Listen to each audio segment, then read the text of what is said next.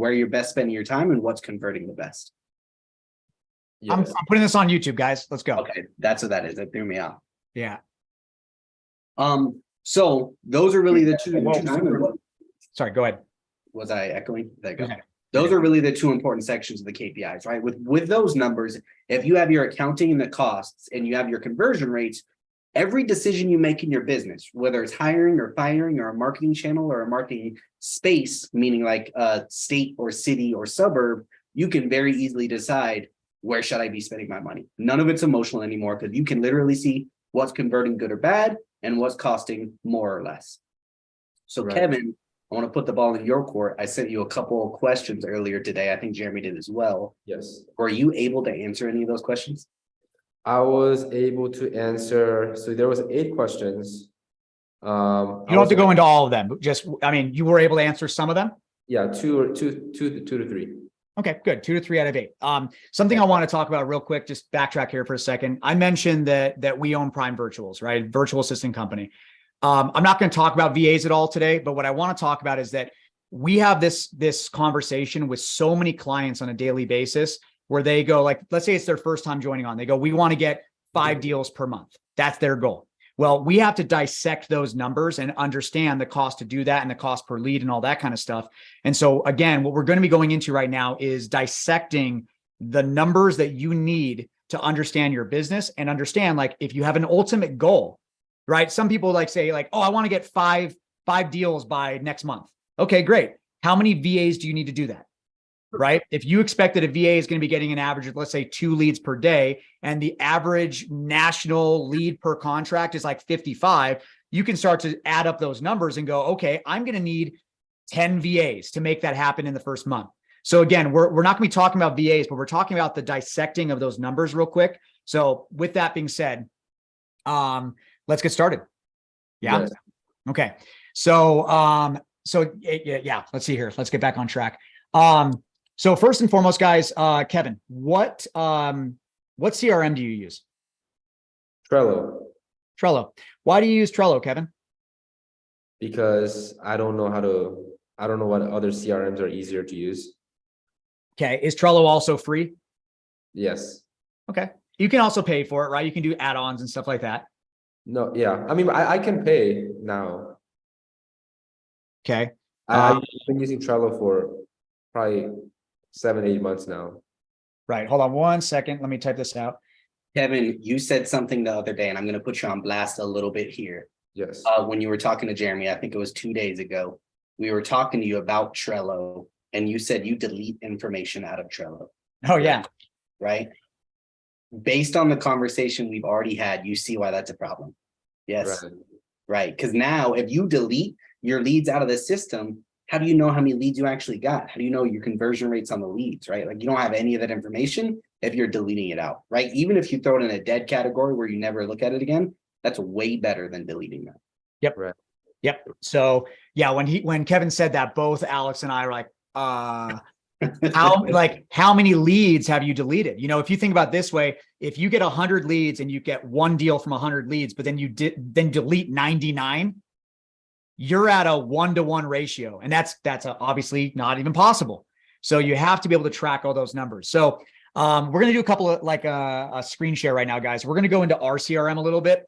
So we use RE Simply. If you guys don't know what it is, here, I'll put the link right now.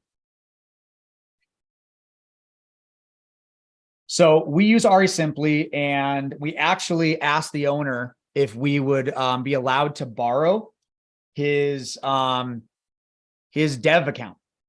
So we've got everything basically exposed and unlocked here. And so we wanted to kind of show you guys, and yeah, anyone who uses RE Simply understands, like, it really is great. So here's a link, by the way, guys. And this is really, I don't care if you do or don't click on that link, but that is Sherrod, the owner, did give me that link that said that if you guys sign up with that one, he'll give 75% off the first month. So that is pretty good. But nonetheless, if you guys already have RE Simply, amazing. If you guys already have a CRM, amazing. But we're just going to go into RE Simply and show you what an effectively running CRM looks like. And we're going to go into all those numbers. Okay. So first and foremost, Alex, you know what? This is your job. Go. Yeah. So the key that I want to touch on real quick is you don't need RE Simply. It's a tool that you can use that's amazing, that makes your life easy. You can do all of this inside of spreadsheets. If every time you get a new lead, you add a little ticker, add a number, right, and you break it down, this just automates it for you inside of a CRM where you're already following up your leads. But this is literally one of the sections. This is the demo account for RE Simply, but it breaks down everything that we talked about, right? So it breaks down those conversion KPIs that I talked about earlier, and it also breaks down the marketing KPIs on this back end, right? So what's your cost per lead? What's your cost per deal? And then how many leads turn into an appointment, appointments to offers, offers to deal, leads to deal, appointment to deal. Someone put in the chat, I can't remember what it was. What are those 8 questions that we sent Kevin? Literally these questions. Kevin, can you repeat those questions real quick just for everyone? It was like, how many leads did you get? How many of those leads turn into an appointment? Yeah, let me pull it up. How many leads do you receive per month? How many appointments do you go per month? How many offers do you make per month? How many offers that you give go under contract? How many of your signed contracts get to closing? How much money do you spend per month on marketing? How many deals are you closing per month? What is your average assignment fee? Okay. Go ahead, Jeremy. No, I was going to say those were the questions that we asked you, because each of those questions, they lead to the final result. And if you are missing one of those numbers, and let me ask you this, Kevin, could you potentially get together and find the answers to those 8 questions? If knowing now what you know today for the next month, can you track that information and have those answers if we did a follow-up? Yes. For sure. So go ahead, Alex. Yeah. So, Kevin, out of curiosity, you said of those 8 questions, you answered 2 to 3 of them. Which ones were you able to answer? I was able to answer of the how many contracts that you go under, how many of it actually gets closed. And then the last 2 questions, how many deals do you do per month? And what is your average assignment fee on those deals that you do? Right. Kevin, hold on one second. Kenny, I saw you asked a question. You said, please repeat the 8 questions. There is no reason to repeat the 8 questions because they're right there in front of you. So we asked him, look at that column there to the on the left side saying total leads. Do you see that one right next to money revenue? There you go. Thank you, Alex. So we asked him, how many leads do you get per month? We asked him, how many appointments do you have per month? We asked him, out of those appointments, how many offers are made? Out of those offers that are made, how many are under contract? Out of those under contract, how many of them actually go through to the close? Right. Then we asked him a couple of other ones that deal with more with like, what is it? The questions? Yeah. How much money do you spend on marketing per month? Right. There you go. So those are the basic questions you have to ask yourself, guys, because this is how you begin to start to measure the success of your business. If you see a trend month after month after month, and you see a dip, something's changed, you can easily identify what the problem is. For example, we let go of one of our acquisition managers, one of our lead managers, acquisition managers, a couple of months ago, because we just saw like this with our leads, and then it went drop and drop and drop. And then guess what we did? We identified that it's because they were going through personal issues at home. They were having problems, and we replaced them. And immediately it not only went back up, but it went beyond where they were before. So would you say that we kind of diagnosed the problem and we fixed the problem?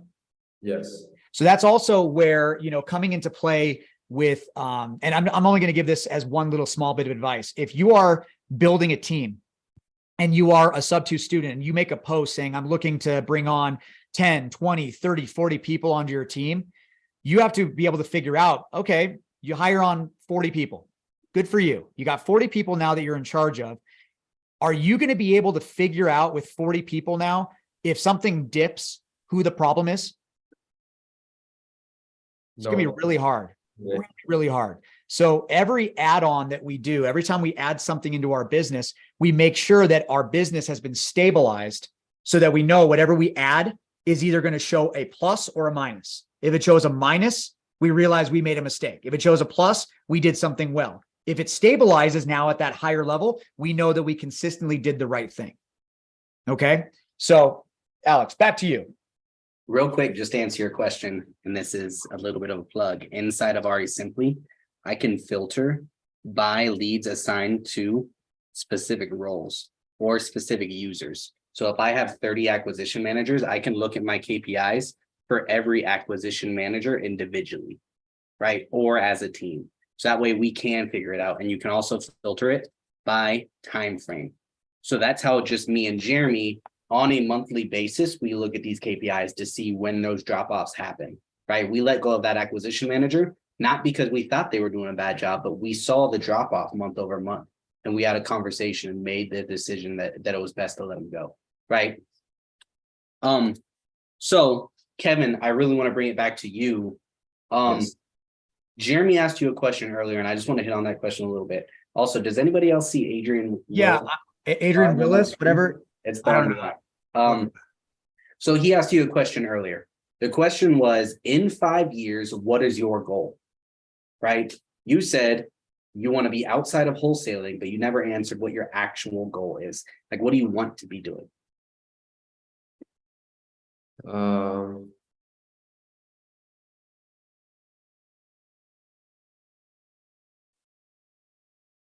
That's such a hard question. Mhm. Making a shit ton of money. That's the answer. That's the answer to the question. That's it. That's really it. I want to venture into a different sort of business, you know. Okay, what do you need to venture into that different sort of business? Consistent income. Well, we have an operating business from what I'm already doing. Like right now, I'm, you know, the business is running, but obviously it can't run without me. So once that's automated, and I don't even think that's a 5-year goal. I honestly think at this point it might be a 3 to 6 month goal. Okay. When you say consistent income, what does that mean to you? Because it means something different to me. I want to be. I tried to move Adrian Willis. There we go. Okay. Continue on. Yeah, sorry. I want to be doing at least 4 to 6 deals a month, like how I'm doing right now. Okay. And I don't want to spend.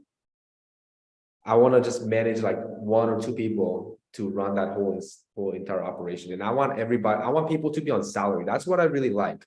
I don't like to give away equity of the deal. And now I have to do it just because there's certain, you know, that it's a money issue. But I'd rather just have somebody on salary and just have them manage and maybe give like 3%, 5% of the ownership of the business or ownership of the revenue. Yeah. Well, hold on. Salary is different than ownership of the business or the revenue. Salary is they're on a fixed income. Like you're giving them their salary. You can give them bonuses. But yeah. Yeah. So I at the end of the day, like I just want everybody on salary. Okay. So you want to do 4 to 6 deals a month, and the team supporting that 4 to 6 deals a month. You want all of them on salary. Yeah. And then maybe bonus on top of it. Yeah. Okay. So really you need to replace yourself then, right? You're already doing 4 to 6 deals a month. You have to scale out to where someone else is doing those deals for you. That's right? correct. Okay.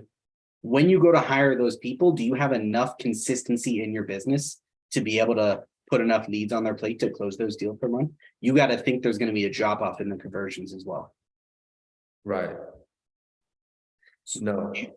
So that's exactly what we're talking about, right? That's why it's so important for you specifically, Kevin, to have these KPIs. If you hire somebody, and I'm saying this because me and Jeremy have failed at this before, right? We hired somebody without knowing our KPIs and realized after they were hired that we didn't have enough to feed them. Right. So with your goals, then that's what I'm leading to here. With your goal of being out of the business, but still doing 4 to 6 deals a month, you got to backwards plan that, right? How do you scale yourself out? And you scale yourself out by getting consistency in your business and those KPIs, right? You got to think, I need 100 leads per month for 1 acquisition manager. I don't care how you compensate them, salary or commission.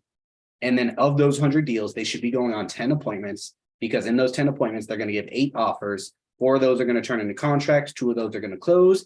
If I do that with 2 acquisition managers, there's my 4 to 6 deals, right? Yeah. But those KPIs is where you figure out for your specific business what that looks like, because someone doing your exact same business is going to have different KPIs because they're in different markets with different acquisition managers and different leads, you know? Yeah. Jeremy, you were going to say something. No, you're handling this really well. Keep going. Okay. So does that feel good, Kevin? Because I really want to make sure you get the value out of this Zoom as well. Yes. Yeah. Okay. What are your questions right now? Where's your mindset at right now? The lead part, because right now the first question on the list is how many leads do you get a day or a month? Like I'm not able to answer that. So I'm not able to see, I'm not able to say, oh, I need to get this many leads. Like I don't know how many leads I get. So I want to talk about real quickly your business model versus the big players. Okay. There's only one big player in this nation that their business thrives from JVing, and that is Pace Morby. Okay. Every big player, they base their numbers off of their KPIs. They know that if they're at $20,000 a month in market spend, they want to get to $100,000 a month because they understand that the return comes back to them. Right. And so I want to talk about just JVing for a second. JVing, and I mentioned in the beginning, JVing is fantastic for free leads, to where if you don't have a budget in the beginning, it allows you to be able to talk to sellers, and it allows you to make money in the beginning from nothing in your bank account. You could very easily do that. But the problem with JVing is that there's eventually going to come a point where, Kevin, you can't handle the phone calls with those students or those JV partners any longer. I asked you this question the other day. I said, how much value do you put on your time? Right? Like your time, think about this for a second. If you were to hire somebody that does what Kevin Choe does, what does that person earn? $100,000 a year? $200,000 a year? So right now you're working as a hustler. You're making all the money for your business, but you're using all of your time. You're trading all of your time for the revenue to come in from the business.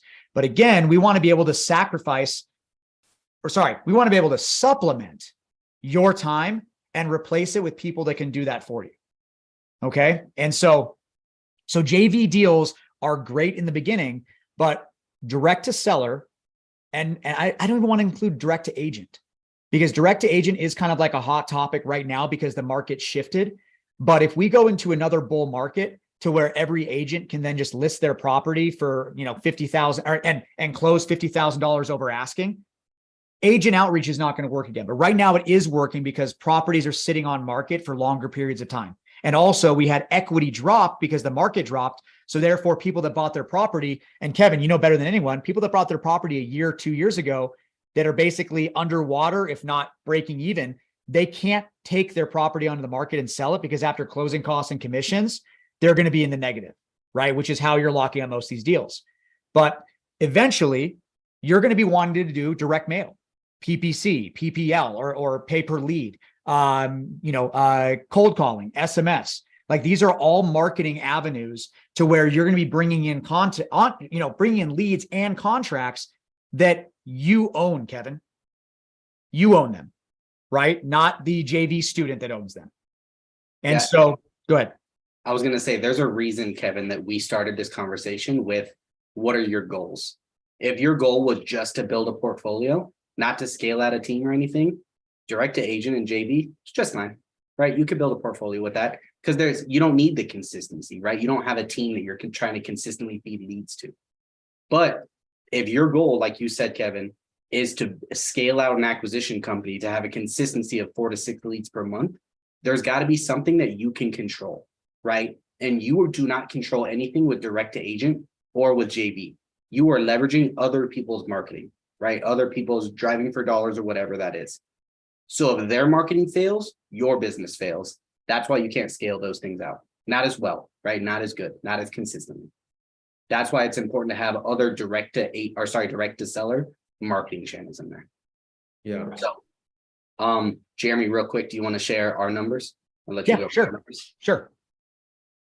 So real quick, just so you guys know, me and Jeremy pulled our numbers for the last month. I'm going to share, I just took a screenshot of one of our spreadsheets. It's going to break down our KPIs for our business. That way you can see we're pretty well scaled out, right? You can see we do a decent number of deals, but really what I really want you to look at is the KPIs that we're tracking, right? And over the conversation, we've already talked about how we use these KPIs to make decisions in our business, right? So when you look at these, I want you to think to yourself, if I had these KPIs, where would I spend more marketing dollars, right?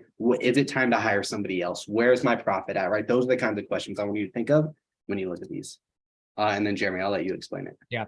And by the way, guys, we just pulled these numbers because every quarter we go to a mastermind and we basically do exactly what we're doing to Kevin right now, where we get put on the hot seat and we get our business dissected and torn apart as well. So we do this every quarter. So what you guys are looking at right now is the past 30 days.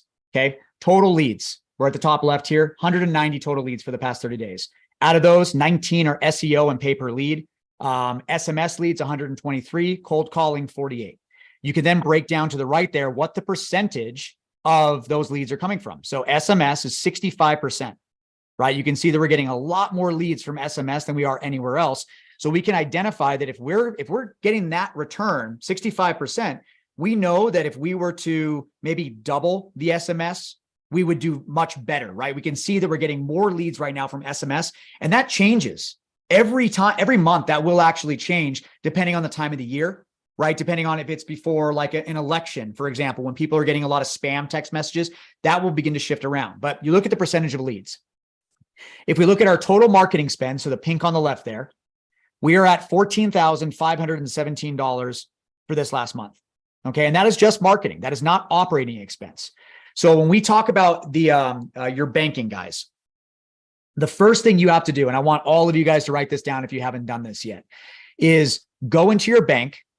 Okay. Go into your bank accounts, and I want you to write down the totals, and I want you to separate every expense for your business into both marketing and operating expense. Operating expense is going to be like internet, right? Like something you're going to be paying for your business, or printer paper, printer ink, whatever you want to think about here, operational expense. Then on the other side is going to be marketing expense. All right. The marketing expense is the most important thing here because operating expense typically stays about the same. And by the way, that operating expense, that's wrong. That's 8,000 on the bottom right. Yeah, I realized there's two mistakes. The other thing that I forgot in here is we do door knocking as well, and those leads aren't in here. So I got to fix both those. Yeah. So marketing expense, 14,500. And then operating expenses, actually, I think that's for 3 months. So I think we're at about $8,000. So overall, we're at about $22,000 a month. Do we all follow that so far? Okay. Once you have your marketing expense, then you divide it by your number of leads. So now we're going to move over to the right side there under cost per lead. And we look at our average cost per lead is $77.70 because we combine all 190 leads and we divide it by that cost. And that is what our average lead comes to, $77.70. SEO leads are a little bit more on the expensive side, $275 a pop. Normally it might vary a little bit, but we just tried a new little faction here where we basically prepaid for PPC leads. So we got a flat rate of $275 for 20 leads. We're giving this a test out right now to see how it runs, but we're at $275. SMS, we're at about $25.79 per lead, and cold calling, we're at about 28. That's actually a little low. Normally cold calling is in the low 30s, 32 to 34 consistently. And then SMS leads are 25, give or take, right around 22 to 25 normally. So remember I told you how we swapped out one of our cold callers, one of our lead people? Our leads beforehand were at about $35 for cold calling, and then we swapped them out for a better person, and now we're at 28, right? So we improved. That's better. And then, sorry, let me see this real quick. 4 pillars. What are leads considered for you? Yeah, 4 pillars. Not to get down that rabbit hole, guys, but when we're talking about qualified leads, we're talking about their motivation, right? We're talking about their timeline. We're talking about their reason for selling. We're talking about the asking price, and we're talking about the condition of the property. Okay. So if we have all 4 of those from our VAs, then we know it's a qualified lead. At that point, it doesn't matter if it's going to be ready to sell today or if it's ready to sell in 6 months or a year from now. We're going to keep following up with them, right? With using, again, RE Simply, we have the ability to do drip campaigns and follow up over and over and over again. So we don't look at like, ooh, we got 190 leads this month. We know that maybe 5 of those are actually hot. And we know that the rest of those are going to be over the next few months, if not a year down the road. Okay. I'm trying to read the questions as they're coming in. Are you factoring employee pay into marketing or operating costs? Yes, we are. And no, we are not. So marketing cost is not included with the employee pay. We include that more in our commissions. So it's actually, we do a percentage. We do not do any salary. We do commission based only. In our marketing expense, that is where we calculate in our virtual assistants. Okay. So our lead managers and our virtual assistants, our cold callers and SMS, that comes from marketing. But then everything else down the road, if a deal closes and our American acquisitions get the money, that comes out of the percentage or the closing commission. Okay. So let's look on the bottom left, guys. So cash deals and creative deals. Technically speaking, we have had a total of 7 deals the past 30 days. Okay. And now when I look at Kevin, you're like, what do you have? 10 or 12 under contract right now? That's wonderful. Okay. That's great. The question is how much revenue are you going to generate from those? So when we look at this for ourselves, our average assignment fee in Utah is $55,000. And what you're seeing right here is average revenue per deal is $17,188. Do you guys see that? Can you highlight that real quick? Yeah, there you go. The reason that we're seeing $17,188 is because 4 of the deals we got were creative and we assigned them to ourselves. We would never assign them at $55,000. That would be insane to charge ourselves $55,000 for that deal. So I think we charge ourselves like $10,000. That pays our commissions, that pays our acquisition team, and that pays any closing costs. And it basically reimburses us for our marketing. So number of deals creative 4, number of deals total 7. Out of those 7, 3 of those were cash deals. Now we look at the cash revenue. We made about $90,000 over those 3 deals, not including the $10,000 for each of the other deals. So we made about $90,000. And then we look at what the cost per deal is. Cost per deal is about $2,073. So if we look over to the right now, we're going to profit. If we look at total revenue being $198,000, and oh, by the way, we didn't even talk about this. The creative deals that we've got, we have not only estimated current equity, but then we also got cash profit on that. So we add that all together and we see what our total revenue is, right? So our total revenue is $198,000. You then subtract marketing expense of $14,000. You subtract that equals the gross profit. And then you subtract the operating expense. And again, remember, that's not the right number. It's about $8,000. So calculate that. What is that, Alex? That's, what do we want to take away? About $110,000 this month? Sorry. About 160 is our net profit. No, that's wrong. If operating expense is 25, it's meant to be 8. Oh no, you're right. You add it other way around. You're right. Sorry about that. It's about 160.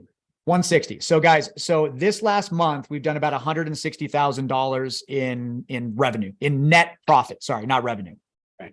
So understanding these leads and understanding these metrics and these KPIs allow you to really begin to appreciate where your marketing dollar is going. Alex, if you can real quick, share the lead flow on RE Simply again. And then I know that the RE Simply one did not have SMS and cold calling. So I asked Alex to pull ours. This one. Yes. So let's talk about this for a second, guys. So out of cold calling, we can look at money spent, $1,259. Out of SMS, because we have more VAs doing that, $2,783. The revenue generated from those is about $160,000. Total leads, we can see that right there, is roughly about 136. Qualified leads, total appointments, offers made, under contract, and total deals, right? You see the numbers are getting less and less and less, but now we look at all of our leads to appointment. So how many leads equal 1 appointment? 51 leads for cold calling. How many leads equal an appointment for SMS? 28. That's a significant difference.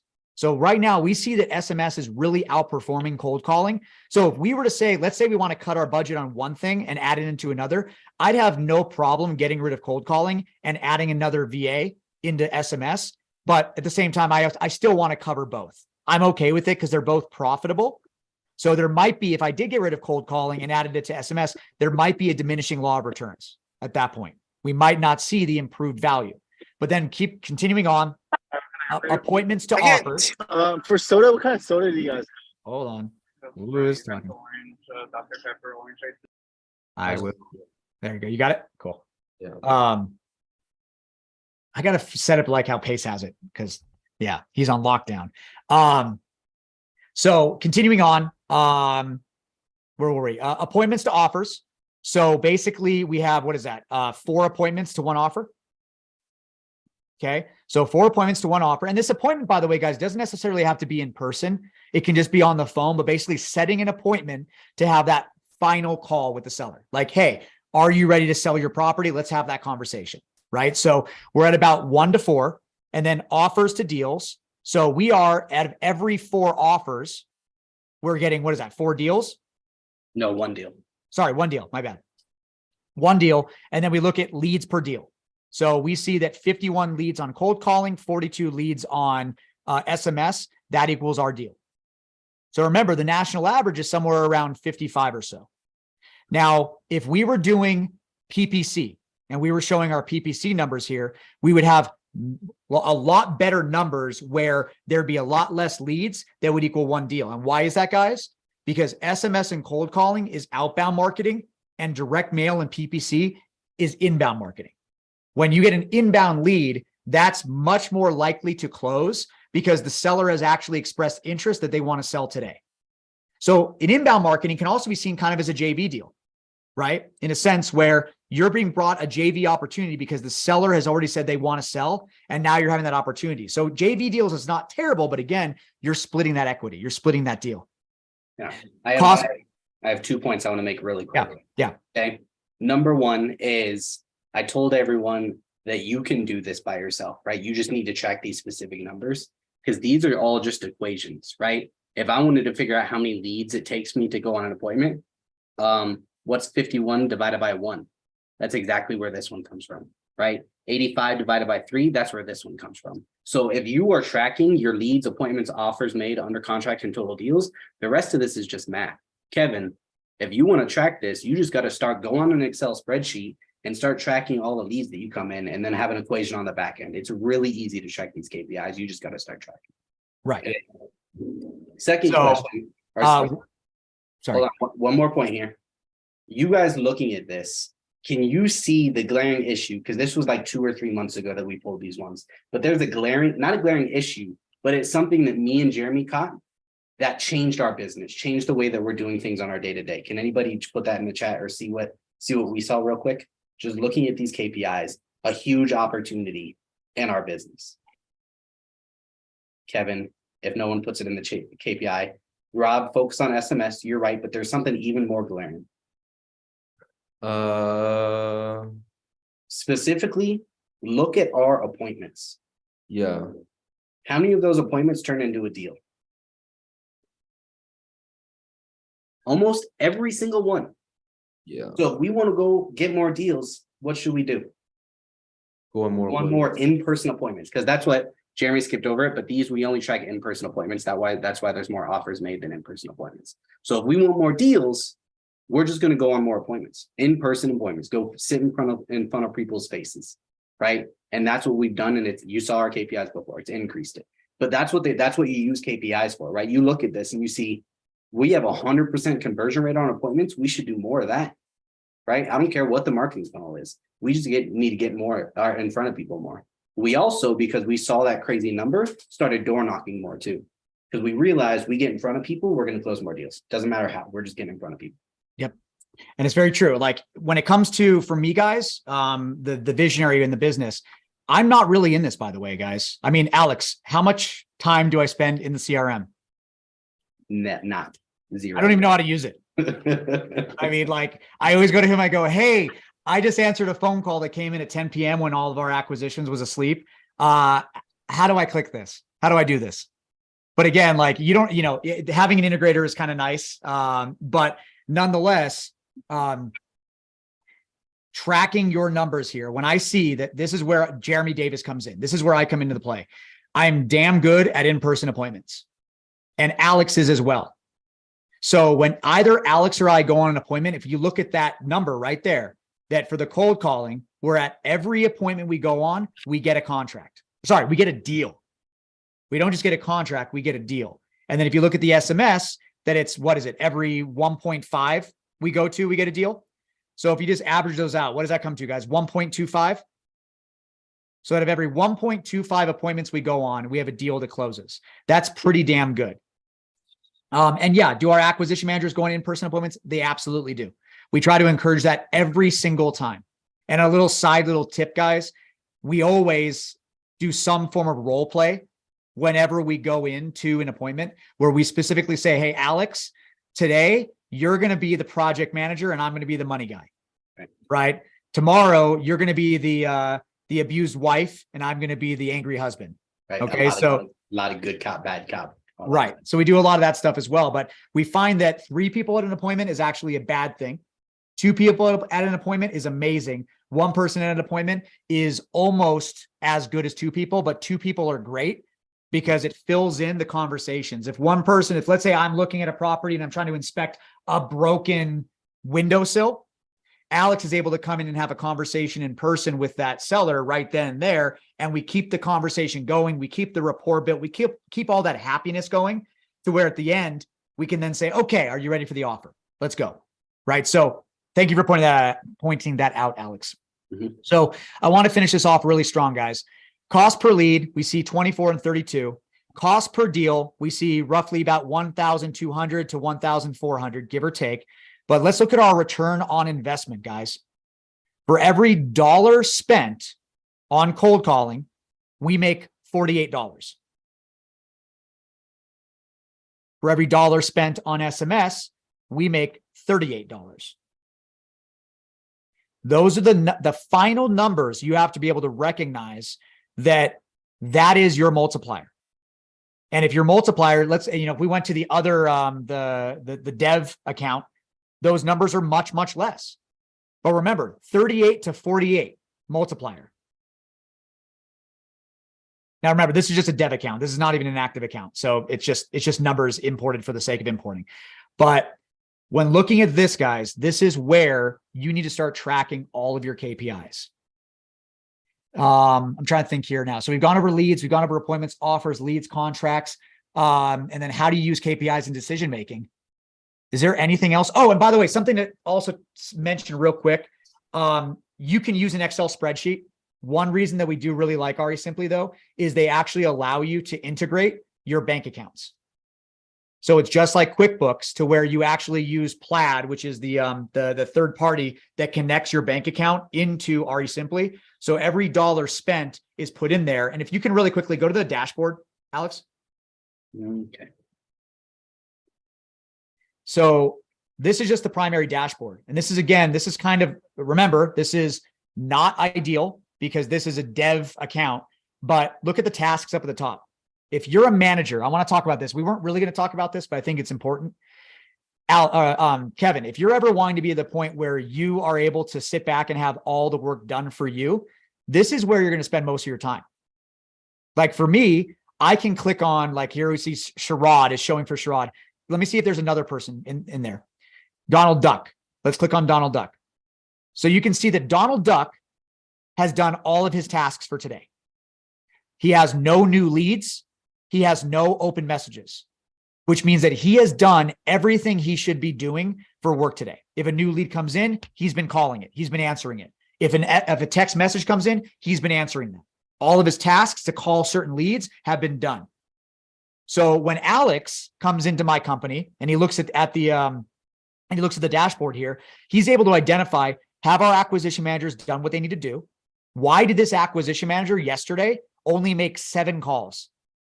And then we find out, oh, they are having some personal issues, something like that. So you're able to see which days calls were made and stuff like that. And so we're looking at this. And Alex, if you want to talk about this just a little bit, this is where we spend 99% of our time when we look at our team as a whole. Yeah. So really, Kevin, I just want to keep putting this back into your court because I want to make sure I'm adding a whole bunch of value to you. You said that you want everyone on salary, but even on salary, you're going to have to hold people accountable somehow, right? The way we hold people accountable to is a dial goal per day. And we also make sure every single one of our leads that is not a dead lead, we call them seasoned leads, has a task, and we make sure that their tasks aren't falling behind. So if I know you're making your 50 to 80 calls per day and you have no tasks falling behind, I know that there are no leads falling through the cracks. Okay. And that's what I do here. And then the other thing is in here, there's a leaderboard where you can compare your whole team. How many deals have they done? Contracts have they got signed? Offers have they sent? Calls and SMS?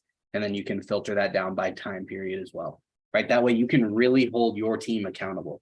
And if you're really good, Kevin, what you do is you create a system around it, and then you hire a VA, an admin VA, to come in and do it for you. And then once a week, you spend an hour a day just looking and holding people accountable because you're the business or the business owner, right? But everything for the tracking, all of the actual work of collecting numbers is all done for you, right? Through a virtual assistant. Yeah. So I've seen a couple of questions. Let's see here. Oh, wait. Real quick Yeah. before you answer those questions, Kevin, I'm trying to obsess over giving you as much value as possible. Is there anything, because I feel like we're starting to finish up, right? We're getting towards the end. We covered everything we were going to cover. Is there something that you were hoping that we would cover? Any questions do you have?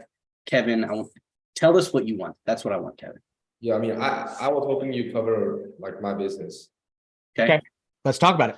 I think that's great. You're actually right. We actually bypassed that. So you don't know how many leads you get per month. No.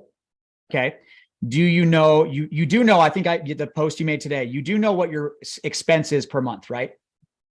Like, what do you spend every month?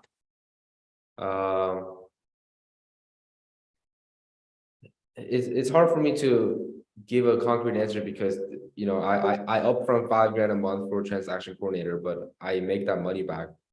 So I don't have any. Like so stop real quick. So you spend how much money? 5,000 a month? That's how much I make that money back though. So I don't know if Right. Okay. That expense is an actual expense. Right. But then the revenue is increased because you're tacking that on to your deals, correct? If you were to make $10,000 on a deal, you're actually making $10,500 because you're tacking on a TC fee, right? That's correct. Yeah.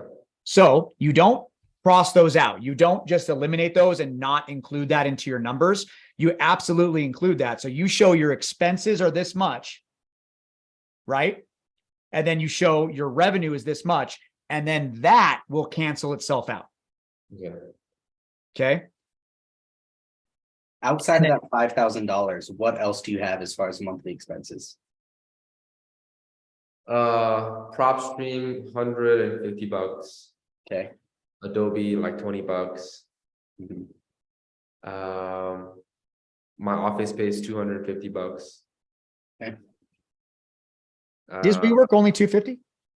Yeah. That's good. I think that's about it. You know, I like fixed cost wise. Okay. I'm just hovering around 400, 500. Okay. So go ahead, Alex. All of those are operating expenses. So you don't have any really business marketing expenses. Everything is really truly JV for you. Yeah. Okay. Oh yeah, I have a bookkeeper. That's $150. Sorry about that. Okay. So yeah, I feel like, and I already touched on this a little bit. I feel like the biggest need for your business is it's great that it's JV, right? Jeremy doesn't like JVs. I don't mind them as much, but you just can't scale with JVs. So I think the biggest really action item I would do if I were you, Kevin, is you have the income now to be able to start scaling if that's what you want to do. And the first step to that is go direct to seller in some form or fashion. Okay. Right? Because then you're going to be able to hold KPIs to a consistent standard, right? We can see that our cold calling gives us 60 leads per month per cold caller. So if I need 120 leads, I get 2 cold caller VAs, and now I have enough leads coming in for 1 acquisition manager. On salary, on commission, doesn't matter. But I think that's really the biggest step for you. So the first step is start tracking your damn KPIs and stop deleting shit out of Trello. Right? That's the first step. But the second step, I think, is direct to seller in some form, right? It doesn't matter how you go, but some form. That way you get a little bit more consistency in your business. And I want to say something real quick on this. So let's talk about an actual action item, Kevin. It's going to be really hard for you to start going direct to seller while you still are the one-man show, right? So you need to figure out a way. Are you planning to bring someone below you that's going to help you lock up your own deals? Like, are you going to be the face of Kevin Choe Incorporated, and you're going to say to Sub2 or say to the world, we are here for all of your JVs. And then those JVs come into a pipeline, however they get fed in. Are they getting fed into you from emails and text messages, or do you actually have an induction form, a web form? I just made a Google submission form like 2 days ago. Okay, that's a good step. There was no way for me to track Instagram DM, text messages. I get it. Facebook messages. Yep, yeah. I know. I had JV with JD. I get it, right? You need that. So now you've got a web form submission. When that comes into your system, does that web form, does that go to your Trello? No, it goes to Google spreadsheet. Okay, well, you can also do a Zapier link to have it go directly from the Google spreadsheet and create a new card within Trello. Okay. Yeah. So every single time someone submits something, it's going to actually be a new card in Trello now. Okay. And then what's the next step for you? To get someone below you. Right? Because what's the ultimate goal is look at Pace for a second. How many seller calls do you think he makes today? Very few. But what he's doing is he's creating the face of his brand. And therefore, people are now submitting JV leads or JV deals towards him and his company. He's got people below him that are calling those leads, locking up those deals, right? So you have to have somebody below you. You can't just go direct to seller right away, because if that's going to happen, it's going to take you away from your business, your money-making activities, which is the Kevin Choe, full-time gig. So you need to pull yourself away from being the full-time gig guy and eventually free up a little bit more space for you to then have the mental bandwidth to focus on the next thing. So if you were to create this web form that now goes to your Trello, now you're more organized, which is great. Then the next step is you bring someone in, an American preferably. And I saw a question about that real quick, guys. All of our lead managers and cold calling and all of our lead generators, those are all VAs, but all of our acquisition managers are all American. And in fact, they're all, most of them are in Utah, because we actually want to actually go on door knocking appointments. So having them be local here is very advantageous to us. So, but to that point, Kevin, you have to have somebody that you can train that will be mini Kevin. Once mini Kevin is there, then when a new lead comes into Trello, who is calling that new lead? Not you, mini Kevin is.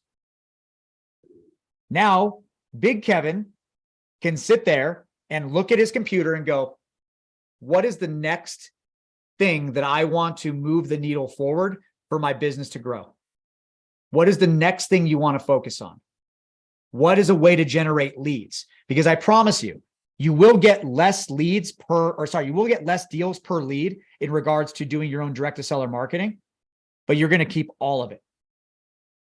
There's no splitting. There's no daisy chaining. That is your money that you get to keep. And it feels really good when you get to keep $100,000 a month. Right? So I would say if there's an action item, get your Trello a little bit more organized, track every new lead that comes in. Don't delete anything else in your Trello, and then start working on one person. And I mean this, one person, not two, not three, not four, one person, to train them to become mini Kevin. And I'll tell you right now, it probably won't work out. And then you're going to do it again. And then you're going to do it again. And eventually you're going to find the right fit for both your business and your culture for what you're trying to build, to where that person is going to fit you perfectly for what you need. Because I can tell you, we have hired so many people and fired so many people because we thought they were the right fit in the beginning, and they eventually turn out to not be. Americans are the lazy, and this is something Pace said, and I agree with him. Americans are the laziest piece of shits in the world. Literally. If I said to you, I want you to make 75 calls per day, very few Americans can do that consistently for over a week. Okay. So that action item, can you do that? Can you focus on that? Do you have anyone even that you could think about that you would want to have be mini Kevin? Okay. Yeah. Don't make them a friend. They're an employee. They can become a friend, but don't make a friend an employee. Like, I'll be honest with you. I don't want to say this is a hard rule, but we typically don't even want to hire within sub 2. What we want to hire is people that have done door-to-door solar sales, security sales, all that kind of stuff, to where they're actually trained to do what they're supposed to do versus getting a new sub 2 student that has no idea what they're doing. It's nice to get free labor, but it's also way nicer to get labor that's already trained and is already really good at what they do. So like I said, you're going to go through 1, 2, 3. You're going to go through a bunch of people that are not going to work out. But that is probably the hardest part about being a business owner. I'd say that hands down is the hiring and the firing is the hardest part of this job. So would his mini Kevin be salaried or commission, or does Kevin have to measure KPIs first to see his numbers? I'm going to say this right now, commission only.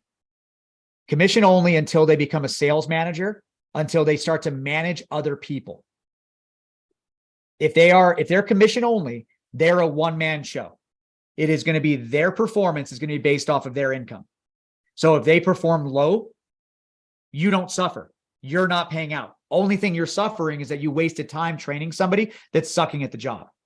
So commission only. And then what we do is we do commission only. And then we also do bonuses. So if they do more deals, they get a better little payout and stuff like that. But it's not until they become a sales manager.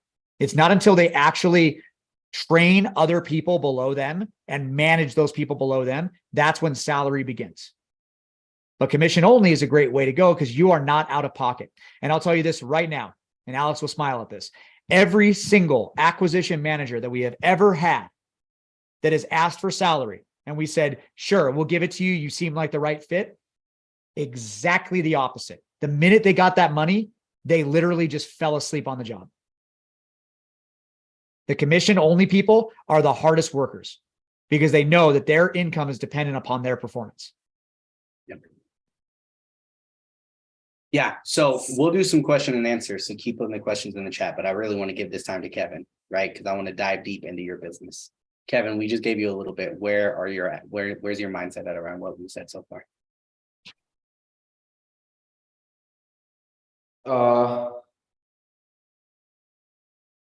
I mean, so I guess I'll keep, the JV model going. And for me, I'll have a small direct to seller that I'll start on the side as an extra side project and kind of, dip my feet into it and see how that goes. Just because I obviously can't abandon the whole thing. No, don't abandon it. Don't stop what's working. Don't stop what's working. Just find a way to replace yourself on the day-to-day processes with what you're having to do every day. Because again, if you disappeared today, the business is done. But if you replace yourself that can still handle the business, right? Let's say you go, hey, mini Kevin, I'm going to take a vacation for a month. And once a day, I'm going to make a post on Facebook to say, hey, everyone, send us your JV deals. Mini Kevin is still going to get leads and he's still going to lock up deals and money is still going to come in. But right now, Kevin Choe, you are a one-man show. One-man Choe show. Okay. So that's what we have to work on. Don't get rid of the JV model. Really don't. And I'll admit, we still do JVs ourselves, but it's not our primary focus. It's not. And then I would even say this, direct to seller is great. You could even go on the easier route, the slightly easier route, and go direct to agent right now. And again, it's not very scalable because now you're still dependent upon other people's marketing. You're dependent upon other people's leads coming in, right? And that direct to agent, you have to very much nurture that and continue to nurture that. Okay. And so what sucks is because you don't know how well that agent is marketing. You don't know if they're performing at their top ability. Right.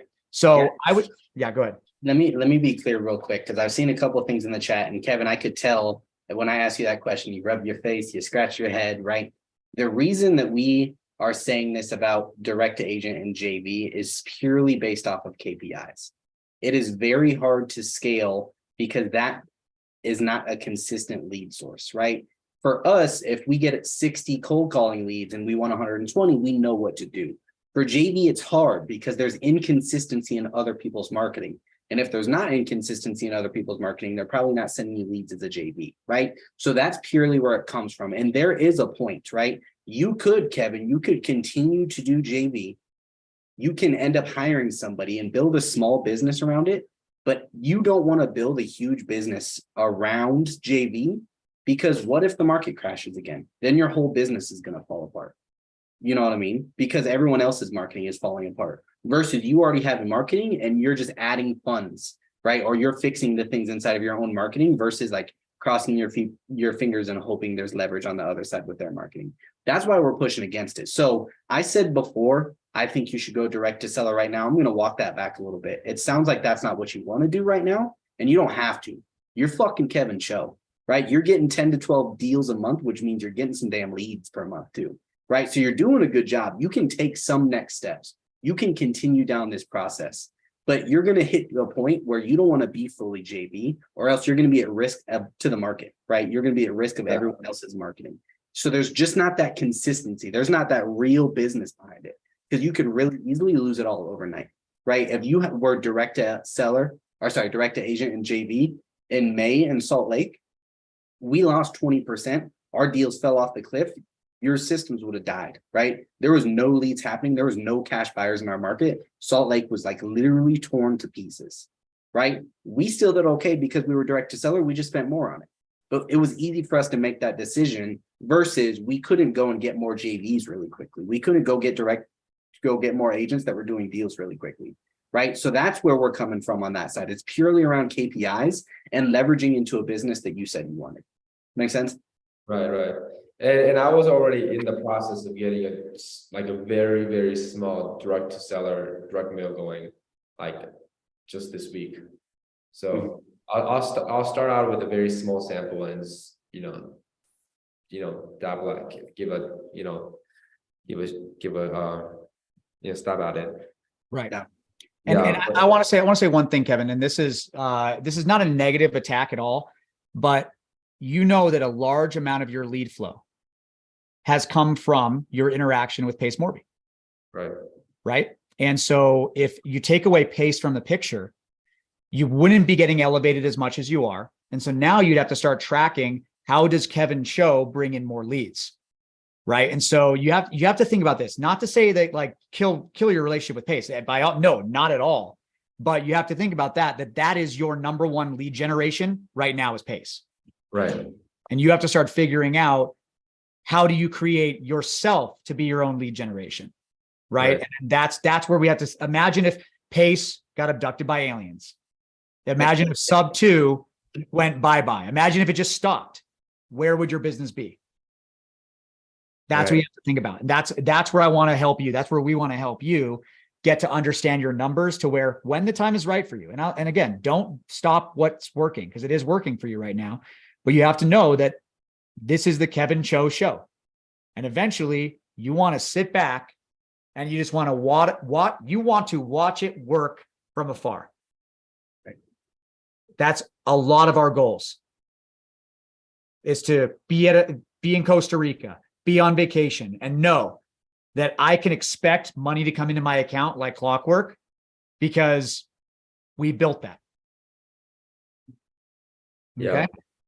This is a little bit outdated advice, but I always like the analogy, is you think of your lead generation as a stool, right? And in order for a stool to stand, you need 3 legs. So for your lead generation, it should be the same thing. Right now you have JVs and that's pretty much it, right? But for a very quality leveraged lead generation system, you should have minimum 3 lead sources, right? That way if one struggles, you have the other 2 to support. If your JVs fall off a cliff, you have 2 other lead generation systems to support it. Right. Real quick, guys, in the chat, I'm going to do this one more time. If you have a CRM, don't change. If you don't have a CRM and you're looking for one, there's the code right now. Again, it's kind of cool. It's 75% off on that one. I'm not to say like shameless plug, but if you don't have a CRM and you want one, that's the one to go for. Yeah, real quick, because that's the next thing I was going to talk to you about, Kevin. You said you were hitting your head on the ceiling at 10 to 12 deals under contract at a time, right? You can't seem to get past that. I think the way to get past that for you, if you continue to do the JV, is you need to work on your systems. The fact you just created a Google form that goes to a Google sheet that then you have to put into Trello that doesn't track KPIs. I feel like there's a lot of holes in that system and a lot of time spent in that system. If you clean some of those things up to make it more automated and faster with better follow-up systems, you're going to get past that. Just that one change right there is going to get past that 12 deals under contract. Yep. And I'll say one last thing, and then we'll wrap this up, guys. Kevin Choe. Yes. You are a visionary. You are not an integrator. Find an integrator. Okay. I mean that. Alex here, I'm in love with him. It's funny that and you guys all knew that, like, in the beginning when I first joined Sub2, I was like the 50-50 visionary integrator. Everyone's like, oh, you built the Discord, you must be an integrator, and you're a visionary and you're a closer. Here's the truth. I was convincing myself that I liked it all because I was afraid to let go of it. And then when Alex came along, and Alex literally fantasizes about Excel spreadsheets. Okay. He loves them. He loves formulas. He loves calculators. He loves all that kind of stuff. And he is, when I'm talking on the phone, if I'm on the phone with a seller, he is literally writing down and taking notes because that's what he does naturally. Versus me, I never take notes. Right. So it's like the Cody to pace kind of thing. And so what I'll say to you, Kevin, and this is not to distract you from what we were talking about today, but if you were to find your integrator, the person that can build out your Google form to connect to Trello and do all that kind of back end stuff for you, that would free up a lot of your time to make your systems, and this is what Alex was saying, to make your systems more efficient. Yeah. Without Cody, Pace would be running around door to door, trying to talk to sellers, but Cody Barton was the person that brought it all together. And I'm not saying you need that person right now, but what Alex was just saying is that you feel like you're kind of capped out at 10 to 12 leads, something like that. If you were to create the systems that create efficiency, I guarantee you can do a lot more deals. And that's that. Okay, now we've dug into your business a little bit more, Kevin. I'm going to go back to the question I originally asked you. Is there anything else that you were hoping that we covered that you really want, like a question you want answered or anything?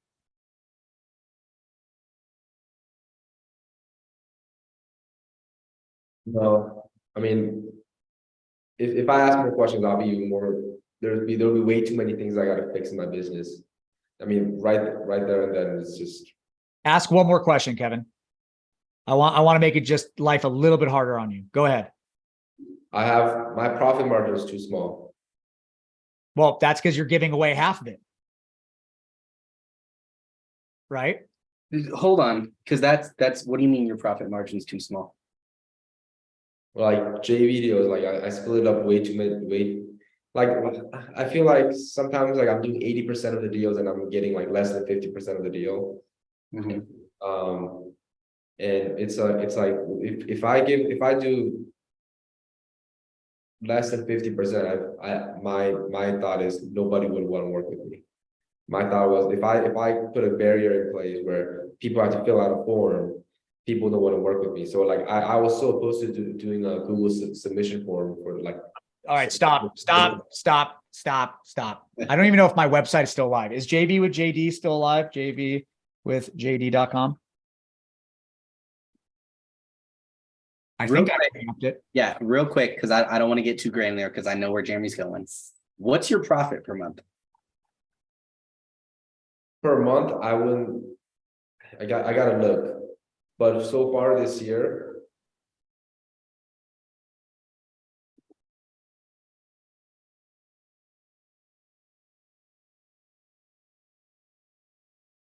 Just estimate it. so far is I hit 108 so far this year in 2023.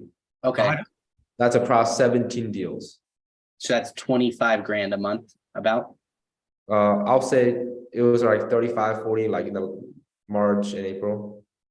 Okay, You said 108 divided by 17. Yeah, 63. So you're at $6,000 a deal. Yeah. 6,335 or 350. Yeah. So you're absolutely right. That is a lot of work for very little income. Yeah. I want to talk about this real quick. I'm going to share screen. real quick. $25,000 a month. Your profit margin is too small, but 25 grand a month, you're in the top 1% of real estate investors. Just want to make sure you know that, right? Like you're fucking crushing it. And you're also adding to your properties to your portfolio and making 25 grand a month. That is crazy. Like that's amazing. So don't beat yourself up around that. Like you're crushing it. You have ways, like you're ahead of most people and in a point where you can start to scale your business. You can start to create some systems. It's not where you want to be. That's good. And you're probably never going to be where you want to be. So that's fine also, right? Just live in this constant cycle of trying to get better. Just know you're fucking crushing it right now. And you have what you need to start getting better in your systems, right? To start scaling a little bit. Okay, real quick. JVwithJD.com. Okay, you guys are seeing this right now. This is my old web form. Do not use this because I don't want you to submit anything in here. But if you go down here, we have all these questions, all the information about the property and all that kind of stuff. Like, and Kevin, I could share this with you. But then if you go here, terms and conditions, here is our JV agreement that we wrote out and typed out specifically for what we do. And what you'll see here, if I could find it, is I'm trying to see where the split is. Scroll up past it. Did I pass it? Yeah, it was near. Oh, right here. Yeah, you're right here. So, and then guys, this is a rabbit hole, but basically what I did was I changed around the JV split depending on where they brought me the deal on the pipeline, on the conveyor belt, right? So if this was a follow-up lead to where it wasn't the final phone call close and I had to follow up with them, they got less. Why is that? Because I'm spending more of my time following up with that lead, or my acquisition team is, right? We're spending more of our time and money on that lead. Now, if they brought us a deal that was ready to close right at that exact moment for the first call, it was always a 60-40 split, 60 in my favor. And why is that? Because the 10%, that difference of 10% was because I was bringing in my skills as a closer. The other 50%, that 50-yard line, was me dispoing it, finding a buyer, dealing with the TC and doing all that kind of stuff. So really, the JV only brought me the lead that was a hot lead, and they would make 40%. If they brought me a lead that needed to be followed up for like, 3 months or 6 months, it would be a 10-90 split. I would keep 90, they would keep 10%. You want to know how many people did it? A lot. A lot of people did it because they were bringing me colder leads that weren't ready to close. So the way you got to look at your time to value, right, is that if they bring you a lead that's able to be closed on that very first call, that's worth the most amount of money to you because you just used all your skills to close that deal. But if you have to follow up with that lead, they get less of that commission, guy. Does that make sense? Yeah. Are you following up with sellers once they submit a lead, like once a JV submits a lead into your system? Are you having the JV follow up that seller, or are you doing it? I'm not doing the follow-up, no way. Okay. So how does that relationship look? They bring a lead and then you talk to the seller, maybe you figure out a follow-up plan, they do the follow-up, and then they bring the lead back to you, or? Yeah. Okay. Okay. I know Alex hates that. I think one of the biggest opportunities you have, especially if you're going to stay with JV, which I think makes sense, is you bring the follow-up in-house, because then it's going to give you more leverage. One, it's going to save time from you. It's going to be added expense, but you're going to be able to control the follow-up, right? Which means you're going to be able to tell someone, I want you to follow with this person exactly the way that I want. And they're going to do it because you're holding them accountable to it. And then two, it's going to allow you to integrate a system like Jeremy just showed you, right? To where you can adjust those JV percentages. And real quick, because we skipped over it, and I want to make sure that we don't skip it. Kevin, why do you think people send you leads? Because I'm good at what I do. Fucking A you are, right? Fucking A you are. So do you think someone having to fill out a Google form is going to stop them from submitting you a lead? No. Because they're submitting it to you because you're good, not because it's convenient, right? So if you create a more complicated system that takes 2 or 3 or 4 steps, I promise you your JV lead count isn't going down, because they're sending you leads because of your skills, not because it's convenient and easy to do, right? So all of that mental block that you have about creating these systems because you don't want to reduce your lead count or add extra steps to them, throw that shit away, all of it, right? I would create systems that make sense for you, that are automated for you, and then give it to other people. I promise you, no one's going to care. It's not going to affect anyone. I know that because me and Jeremy did it, right? He just showed you how we did it. Yeah. Yep. Yeah, I already, I mean, like I said before, I was already in the process of starting a small direct mail. Now that I have money kind of ready to kind of play around with it. I want to say real quick, Kevin, don't play around with direct mail. Like, you've got to commit to it. Direct mail is one of the scariest marketing avenues because it's death by 1,000 cuts. If you are not monitoring your list that you are marketing to and mailing out to, you're spending thousands of dollars, and you may be sending out mail to someone that's month-old data. So I'll say right now, like most people that we see fail with direct mail is where they do it for like 1 or 2 cycles. They spend like $3,000 to $10,000. They don't get the results they're looking for, and then they stop. So what I would say to you right now is direct mail is nice because it's kind of passive and you can kind of sit back, but I would go down, if you're going to be spending money, I would go down the PPL or the PPC route, where at least spend money to get leads to come in that are somebody raising their hand to sell their house today. Okay. But again, we're not going to talk about that right now.